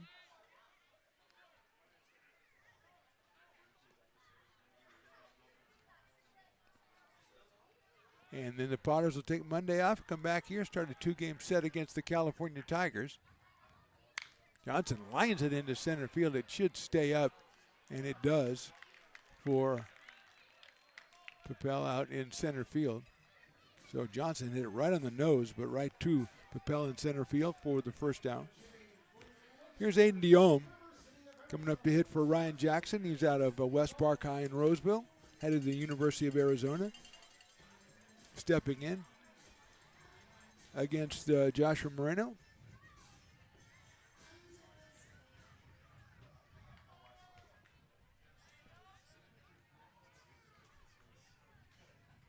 That's hit high in the air, but foul down the right field line. It is over past the Brick and Barrel Backyard Bar and Grill, and it will be 0-1. So the next time we are on the air will be on Tuesday, 6:35 first pitch. Taco Tuesday, so, you know, we'll be a couple of tacos in by the time you hear from us. Inside to Diome. Then on Wednesday, it's the wine and it's the wieners. We don't know if there's bacon-wrapped hot dogs. That is a cautionary tale. There's got to be. Fat Cat wouldn't do that to us, would they? That's their thing on Wine and Wiener Wednesdays? Okay, well, if you say so, that's the only day of the week that you'll go down there. I mean, well, actually, I've seen you go. That's not really true. Fouled out of play. But you're particularly excited about going down there on Wednesdays. It'd be nice if the wine and the wieners were served right next to each other. So you can, you know, make your pairing. Again, the pairing menu is critical for that. 2-2 on Aiden. Malbrough leading at first. Swing and a miss. 2 outs here in the 9th inning.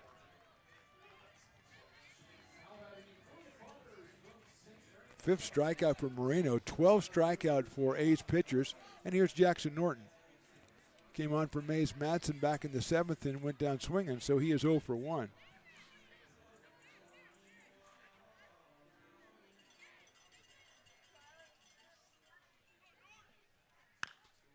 Slow chopper out towards second. Gonzalez scoops it up, underhands to first, and that's your ball game.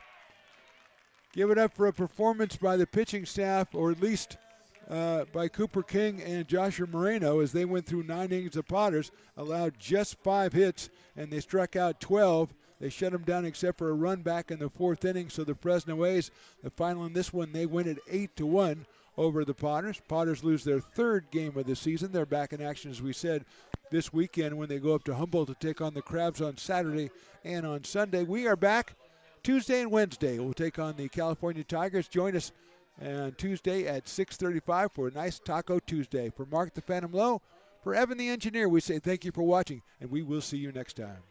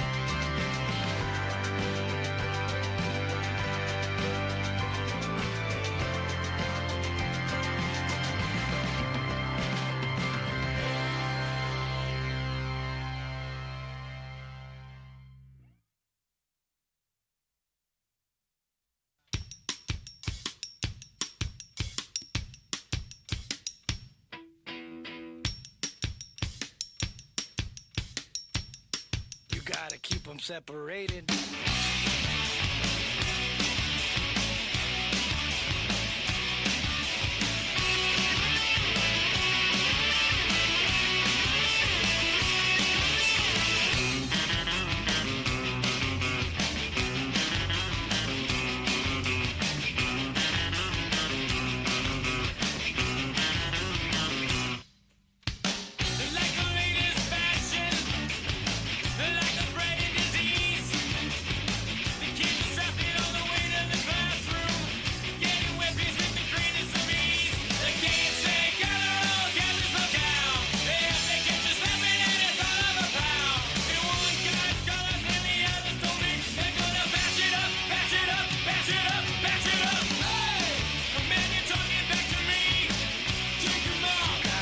Separated.